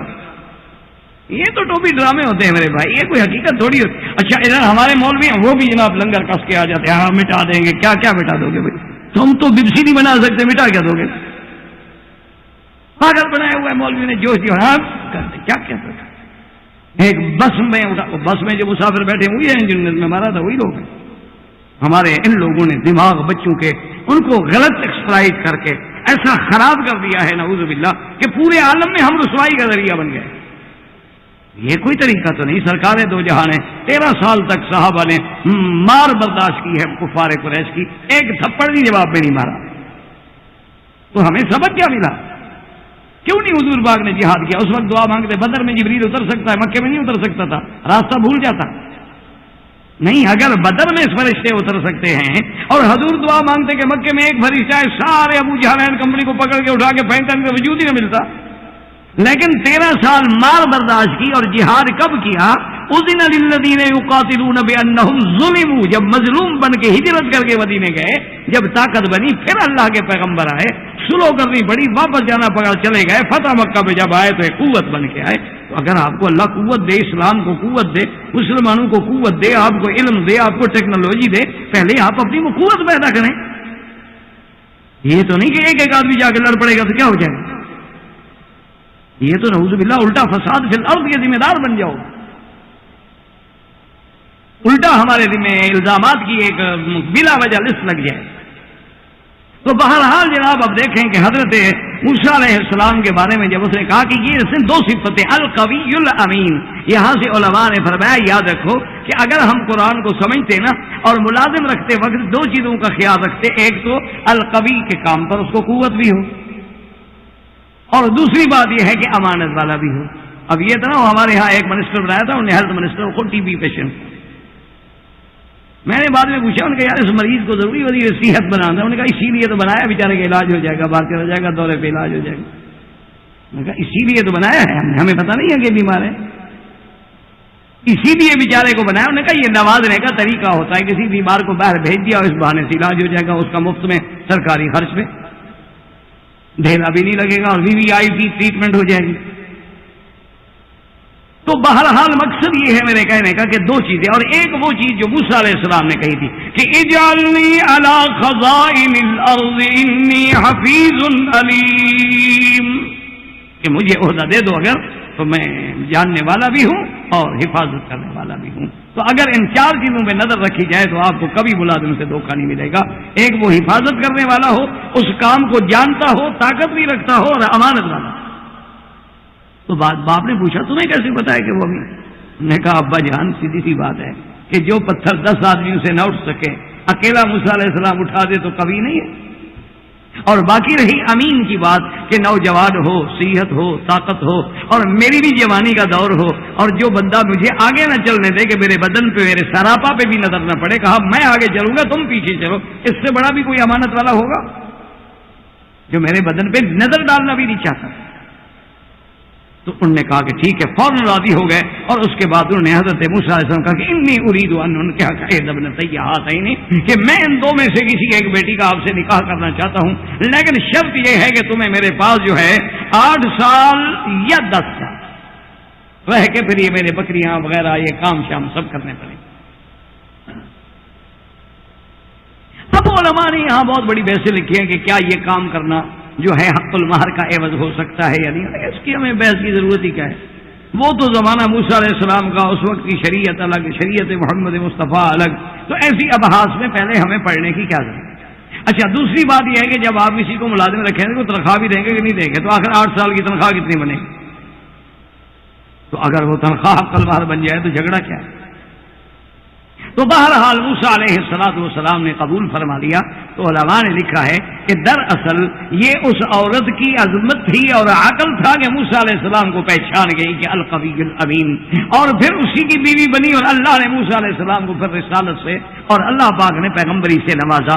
اور اسی طرح دیکھیں کہ عورت کا کتنا بڑا مقام ہے کہ اس کی تکلیف کو دیکھ کے موسیٰ جیسا پیغمبر، رسول، کلیم اللہ تڑپ گئے کہ کیوں آپ کی بکریاں پانی کیوں نہیں پی رہی.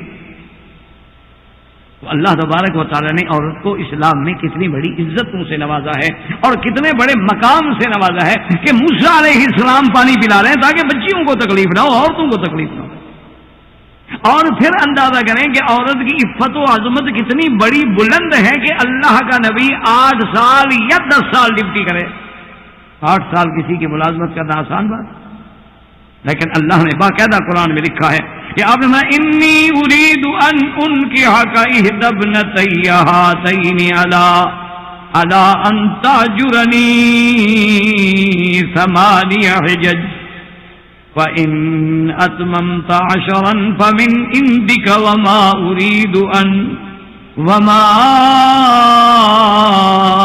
أريد أن أشق عليك ستجدني إن شاء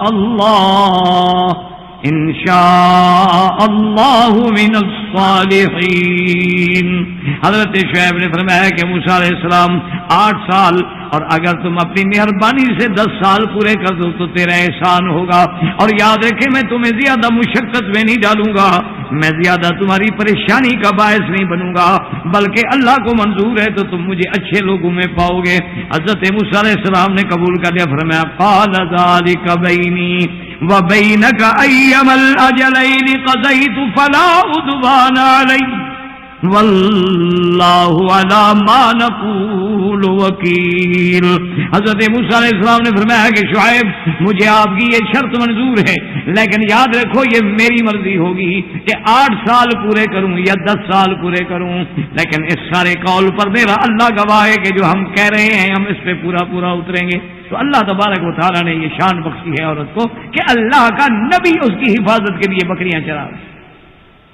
اور پھر یہ وہی عورت ہے جو بیوی بنی اور جس کو لے کے موسیٰ علیہ السلام چلے، اور جب اس کو سردی محسوس ہوئی، پریشانی محسوس ہوئی، تو حضرت موسیٰ علیہ السلام نے اسی اپنی بیوی کو کہا تھا جس کا ذکر ہے فَلَمَّا قَضَى مُوسَى الْأَجَلَ وَسَارَ بِأَهْلِهِ آنس من جانب الطور نارا قال لآلهم كثوا إني آنست نارا لعلی آتیکم منها بخبر او جذوة من النار لعلکم تصطلون۔ اب موسیٰ علیہ السلام جب اپنی بیوی کو لے کے چلے اور سردی کا موسم ہے اور طور کے مقام پہ آگ کی روشنی نظر آئی، قال لأہلہ، فرمایا اپنی بیوی سے یہاں ٹھہرو، انتظار کرو، انی آنست نارا، مجھے دور سے آگ کی روشنی نظر آ رہی ہے، میں وہاں جانے کے بعد یا تو رستہ بھی معلوم ہو جائے گا یا کوئی تھوڑی سی آگ لے آؤں گا تاکہ تم بھی گرمی حاصل کر سکو۔ مقام دیکھیں عورت کا کہ اللہ کے پیغمبر کو 8 سال تک ایک عورت کے لیے خدمت کرنی ہے اور پھر عورت کو لے کے چلے ہیں، عورت کو بٹھا کے اس کی حفاظت کے لیے آگ لینے کے لیے بھی اللہ کا پیغمبر جا رہا ہے۔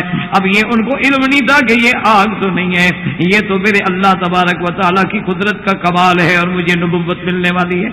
یہ تو وہاں حضرت موسیٰ علیہ السلام تو اللہ نے عورت کو کتنی عظمت بخشی ہے کہ کبھی وہ پیغمبر کی بیوی ہے، کبھی وہ پیغمبر کی بیٹی ہے، کبھی وہ پیغمبر کی ماں ہے، کبھی وہ پیغمبر کی بہن ہے، اور قرآن نے سارے روپ ہمارے سامنے رکھے ہیں کہ اگر ماں کے روپ میں دیکھنا ہو تو موسیٰ پہ نظر ڈالو، ماں کے روپ میں دیکھنا ہو تو عیسیٰ بی بی مریم پہ نظر ڈالو، اگر بہن کے روپ میں دیکھنا ہو تو پھر اخت موسیٰ پہ نظر ڈالو، اور اسی طرح بیوی کے روپ میں دیکھنا ہو تو پھر اس کے بعد محمد مصطفیٰ کی زوجہ پہ نظر ڈالو یا حضرت موسیٰ علیہ السلام کی زوجہ پہ نظر ڈالو، اور اگر مشیر اور رائے لینے والی بات دیکھنی ہو تو پھر دیکھو کہ امرات فرعون نے کس عقل مندی سے رائے دے کے بادشاہوں کے فیصلوں کو بدل ڈالا۔ شرط یہ ہے کہ ہم سمجھیں اور قرآن کو اسی روشنی میں دیکھیں جس روشنی میں اللہ نے اتارا ہے، اور تعصب کی پٹی اتار دیں، پھر اندازہ کریں کہ اسلام نے عورت کو کتنی عظمتوں سے نوازا ہے۔ وآخر دعوانا الحمد للہ رب العالمین وما علینا الا البلاغ وصلی اللہ تعالی علی خیر خلقہ سیدنا محمد وآلہ وصحبہ اجمعین۔ محترم واجب الاحترام بزرگوں، دوستوں، بھائیوں، عزیز نوجوانوں، آپ کے اس پروگرام میں جو مسجد مستشفیٰ میں ڈاکٹر حضرات کی محنت سے اللہ نے جاری فرمایا ہے، ہمارے دروس اب اس ضمن میں تھے کہ اللہ نے جن خواتین، جن عورتوں کی عظمت کا، شان کا، عفت و عصمت کا ذکر اپنے قرآن میں کیا ہے، تو اسی ایک لفظ سے ہمیں یہ سمجھنا چاہیے کہ اسلام نے عورت کو کتنی عزت دی۔ جیسے آج اگر امام بخاری رحمۃ اللہ علیہ کسی کا حوالہ دیں یا امام ترمذی رحمۃ اللہ علیہ کسی کا حوالہ دیں تو اس بندے کی شان کتنی اونچی ہوگی کہ ہر آدمی کہے گا کہ جی اس کو امام ابو حنیفہ اور امام بخاری یاد کر رہے ہیں۔ تو جن کا ذکر اللہ خود قرآن میں فرمائے ان کا کتنا مقام ہوگا۔ اسی سے آپ اندازہ کریں کہ اگر خدا نخواستہ اسلام میں عورت ناقص العقل ہوتی اور اسلام میں عورت جو ہے ایک بے حیثیت، ایک قیدی ہوتی، اسلام میں عورت جو ہے وہ ایک باندی ہوتی، اسلام میں عورت جو ہے وہ ایک انسان کے خواہشات نفسانی کے مٹانے کا ذریعہ ہوتی، تو انسان اللہ اس کو اتنا اونچا تو نہ کرتا۔ اسی ضمن میں ہم نے جو قرآن مقدس میں جن خواتین محترمات کا ذکر ہے ان میں ہم نے امرات عمران اور بی بی مریم علیہ السلام اور اس کے بعد ام موسیٰ علیہ السلام، اخت موسیٰ علیہ السلام، اور پھر ابنتا شعیب علیہ السلام، ان کے واقعات کا ہم نے ذکر کیا۔ اور سیدنا موسیٰ علیہ السلام نے پھر حضرت شعیب کی بیٹی سے نکاح کیا۔ آپ اندازہ کریں کہ نکاح کی عظمت اور اس میں حق المہر کی عظمت کہ حضرت موسیٰ علیہ السلام جیسا آدمی 10 سال کے لیے بکریاں چرا رہے ہیں۔ یہ تو مستشرقین کا اعتراضات ہوتے ہیں نا، جی عقل المہر کیا ہے جی؟ یہ جی بیشرا ہے جی، عورت کو خریدا جا رہا ہے، یعنی بغیر پیسے کے تو اس سے فائدہ اٹھایا جا سکتا ہے، وہ تو گرل فرینڈ شمار ہوگی۔ لیکن اگر اللہ اس کی عزت کر رہا ہے کہ دنیا میں کوئی معاہدہ جو ہے اس کی قیمت تب ہوتی ہے کہ جواب کچھ دیں، ورنہ آدمی کہتا ہے جی کوئی سودا پکا نہیں، آپ نے مجھے کچھ نہیں دیا ہے۔ اللہ نے فرمایا نکاح بھی ایک عقد من العقود ہے، اس کو پکا کرو۔ اور پھر اس کی اتنی بڑی عظمت ہے کہ 10 سنین 10 سال تک اللہ کا پیغمبر ایک عورت کے لیے بکریاں چرا رہے ہیں، عورت کا کتنا بڑا مقام ہو، ابنت شعیب کا کتنا بڑا مقام ہے۔ اور اسی ضمن میں آگے چلیں کہ حضرت موسیٰ علیہ السلام جب اپنی بیوی کو لے کے چلے اور راستے میں سردی کی شدت ہے، دور سے آگ کی روشنی نظر آئی تو حضرت موسیٰ علیہ السلام نے سب سے پہلے اپنی بیوی سے کہا کہ آپ ٹھہریں، آپ تشریف رکھیں، قال لأهله آپ بیٹھو، کام میرے دن ہے۔ اگر آج کی تہذیب ہوتی تو اس کا تقاضا تو یہ ہوتا نا چلو جی کٹھے چلتے ہیں، آپ بھی چلیں، آپ کیوں بیٹھی رہے ہیں؟ یہ تکریم اسلام ہے کہ عورت کیوں بیچاری پریشان ہو۔ انی آنست نارا لعلی آتیکم منہا بخبر، یا تو میں وہاں سے کوئی راستے کا بھی پتہ کر لیتا ہوں، یا کم از کم میں وہاں سے کوئی تھوڑی سی آگ لے آؤں گا کہ آگ جلا لیں تاکہ آپ بھی گرمی حاصل کر سکیں۔ تو اب بہرحال پھر قصہ موسیٰ علیہ السلام کا ذکر ہے۔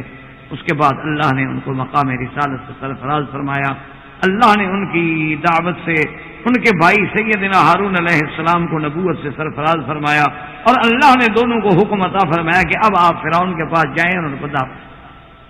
حضرت موسیٰ علیہ السلام، حضرت ہارون علیہ السلام دونوں آئے فرعون کی دربار میں، اللہ کی توحید کی دعوت دی۔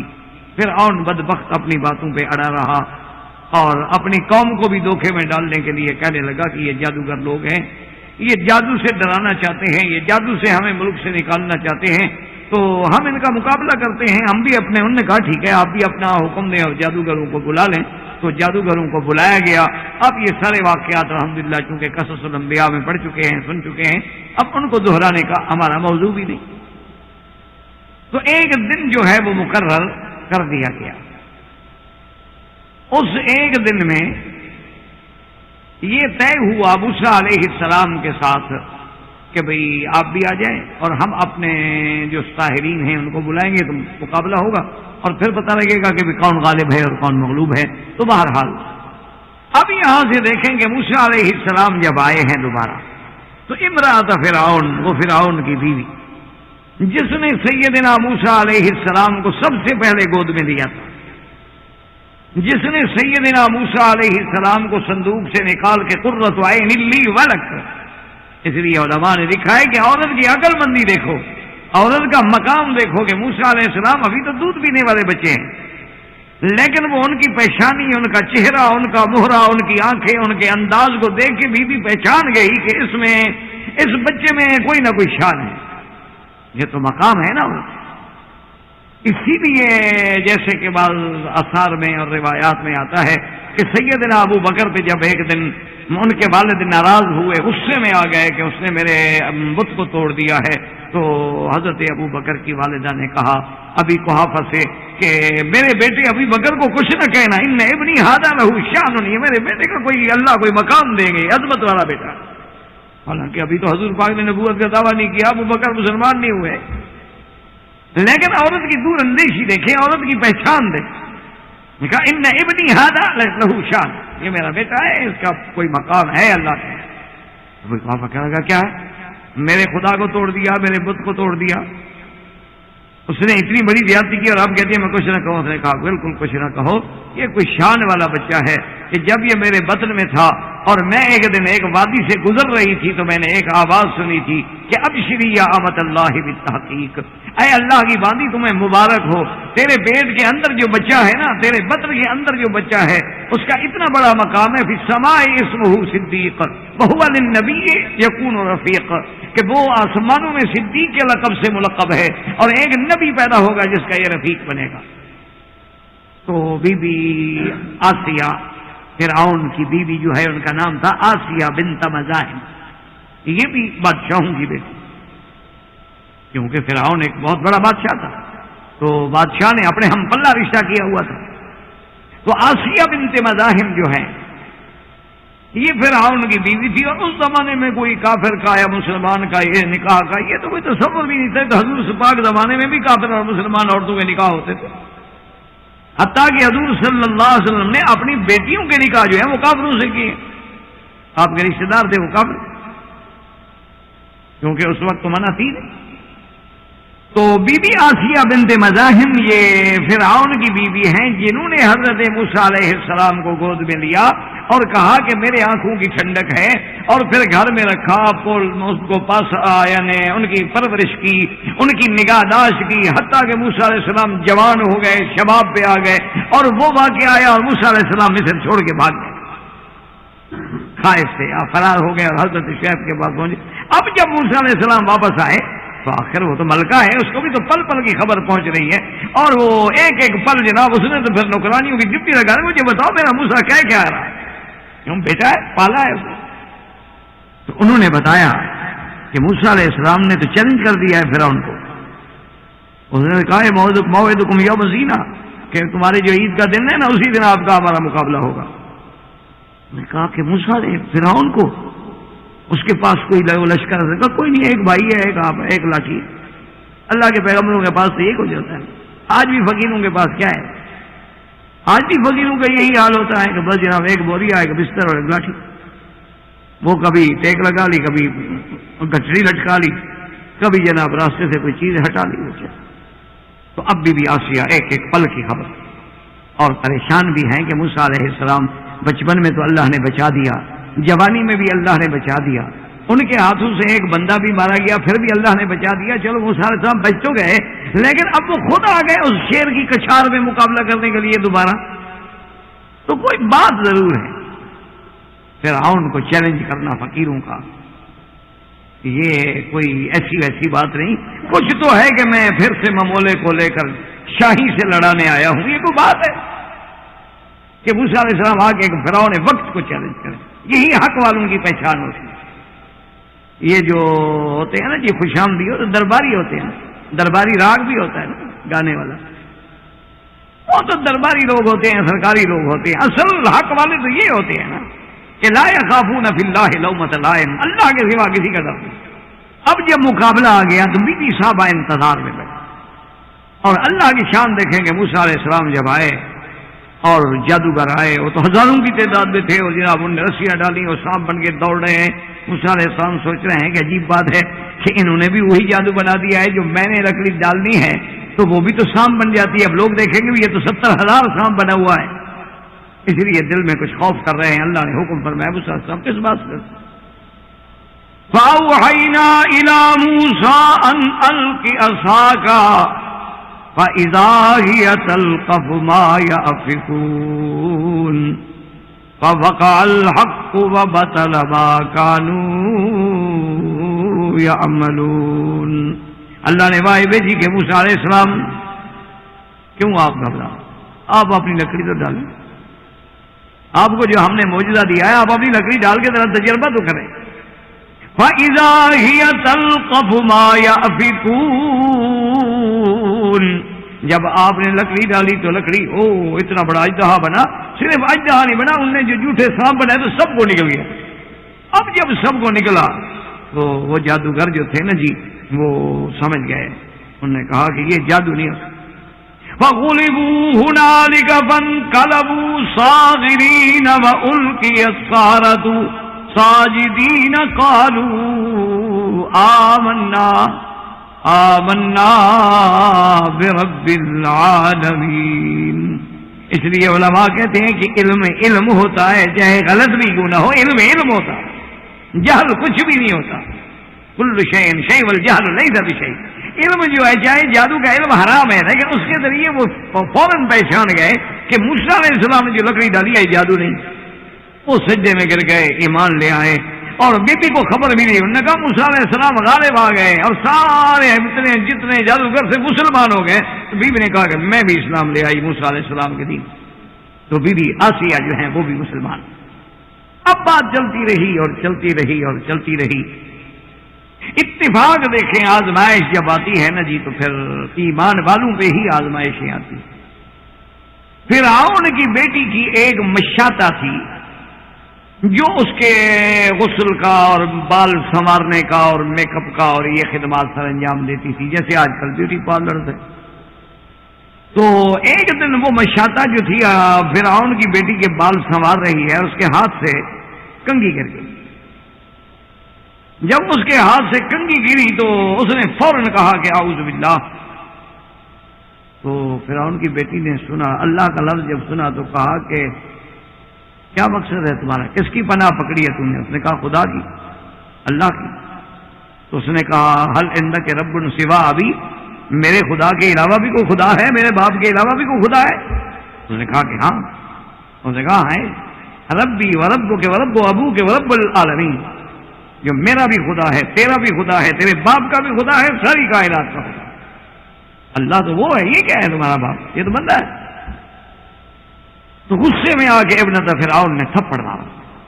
بادشاہ کی بیٹی تھی، تھپڑ مارا زور سے. اس نے کہا بی بی جو مرضی آئے، ہم ملازم لوگ ہیں، ہم آپ کا مقابلہ نہیں کر سکتے، لیکن خدا وہ ہے.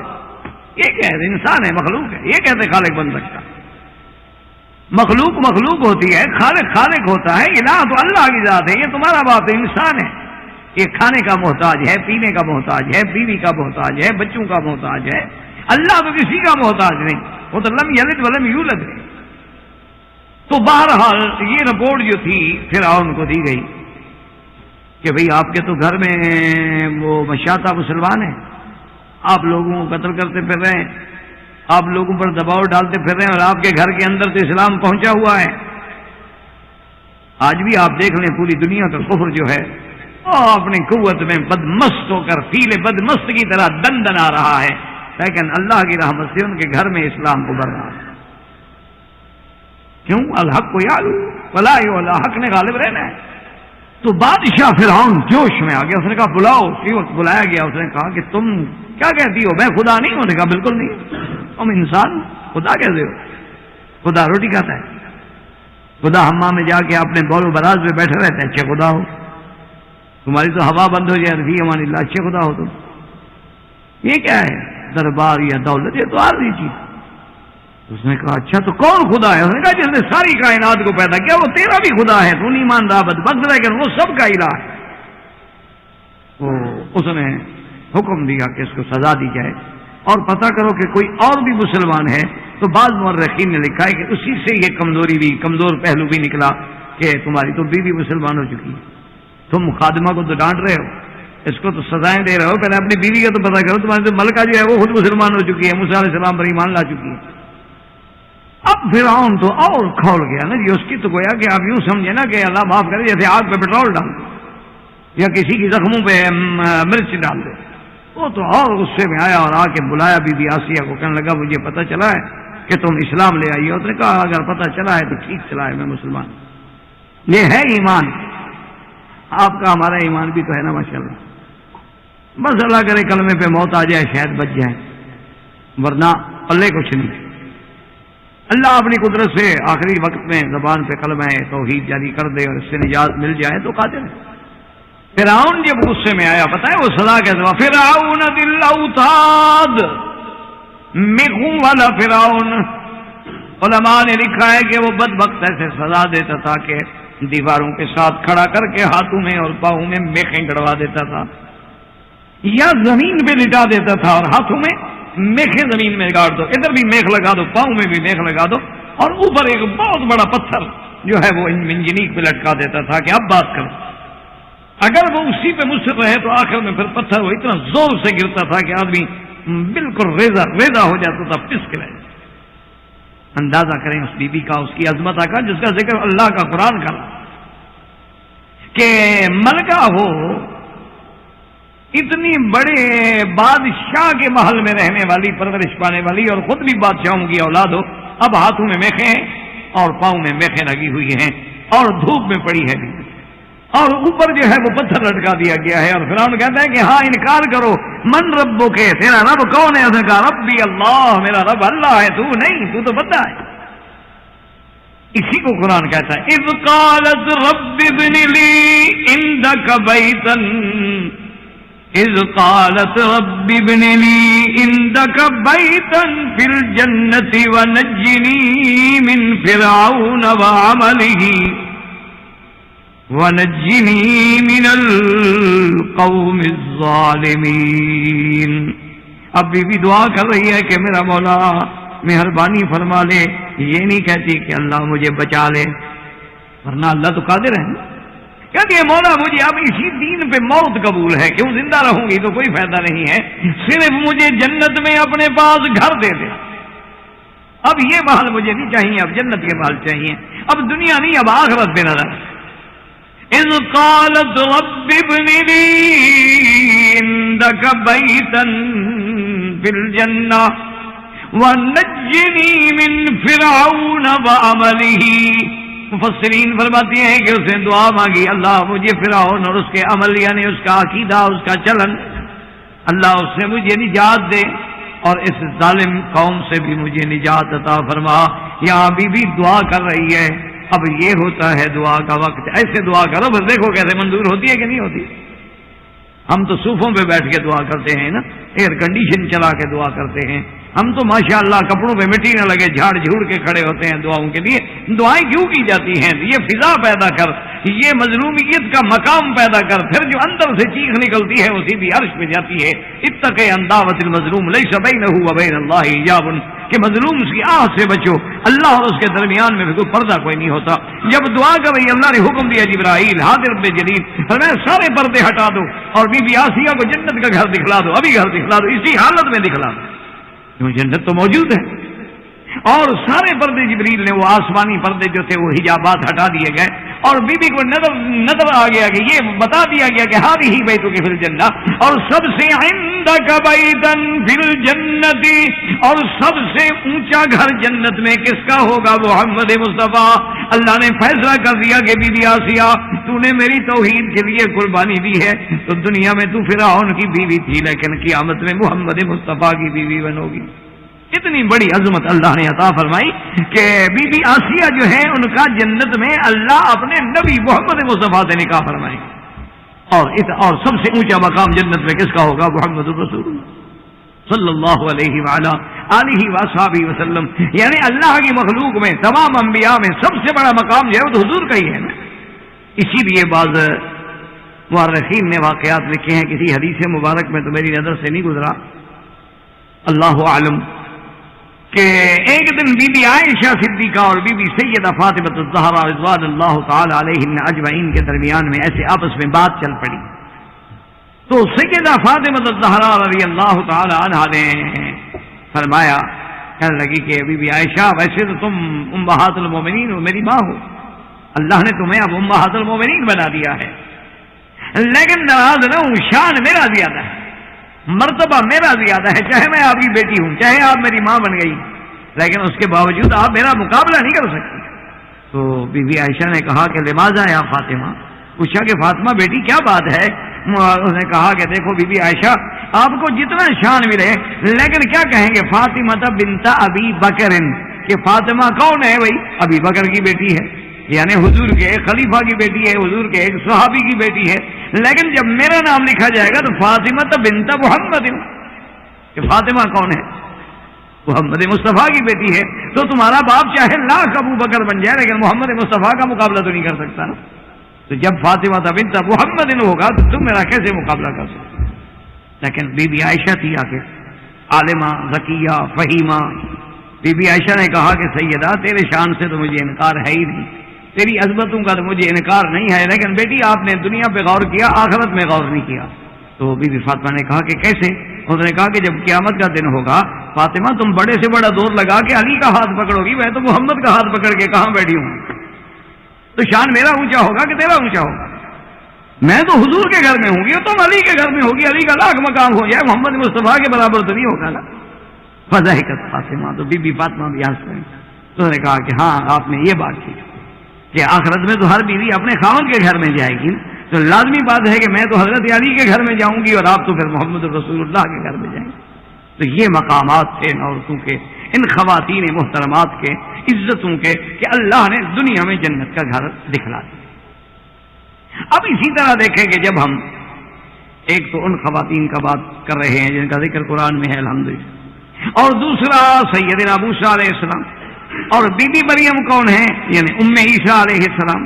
تو عیسیٰ علیہ السلام کے بعد کا جو دور ہے وہ کس کا ہے؟ محمد رسول اللہ صلی اللہ علیہ وسلم۔ تو اسی لیے میں نے سورۃ النور کی واقعہ افک کی آیات جو ہیں وہ اپنے درس کے اول میں تلاوت کی تھی، جس میں اب سیدہ عائشہ کی، اور اسی ایک ترتیب سے دیکھا جائے تو سیدہ آسیہ بھی تو آخرت میں حضور کی بیوی بنے گی، اور سیدہ عائشہ بھی حضور صلی اللہ علیہ وسلم کی بیوی ہیں، تب بھی اس درس میں ایک ربط ہے۔ تو بی بی عائشہ کا جو واقعہ ہے اسی سے آپ اندازہ کریں کہ اللہ نے، اسلام نے عورت کو کتنی عزت عظمت شان دی ہے کہ ایک عورت کی عفت و عصمت کے لیے اللہ نے قرآن اتار دیا، اور اللہ نے قانون بنا دیا، نظام بنا دیا، ضابطہ بنا دیا ہے جو قیامت تک جاری رہے، کیونکہ ایک عورت کی عزت کا مسئلہ۔ تو یہ واقعہ افک جو ہے اس کی ابتدا یوں ہے کہ غزوہ بنی المصطلق، اسی کا نام غزوہ مریسی، مریسی ایک کنویں کا نام ہے، اس وجہ سے اس کو غزوہ مریسی بھی کہتے ہیں۔ اور بنی المصطلق جو ہے وہ ایک قوم تھی، انہوں نے سرکار دو جہاں رحمت دو عالم سیدنا محمد مصطفیٰ کے خلاف صلی اللہ علیہ وسلم کے خلاف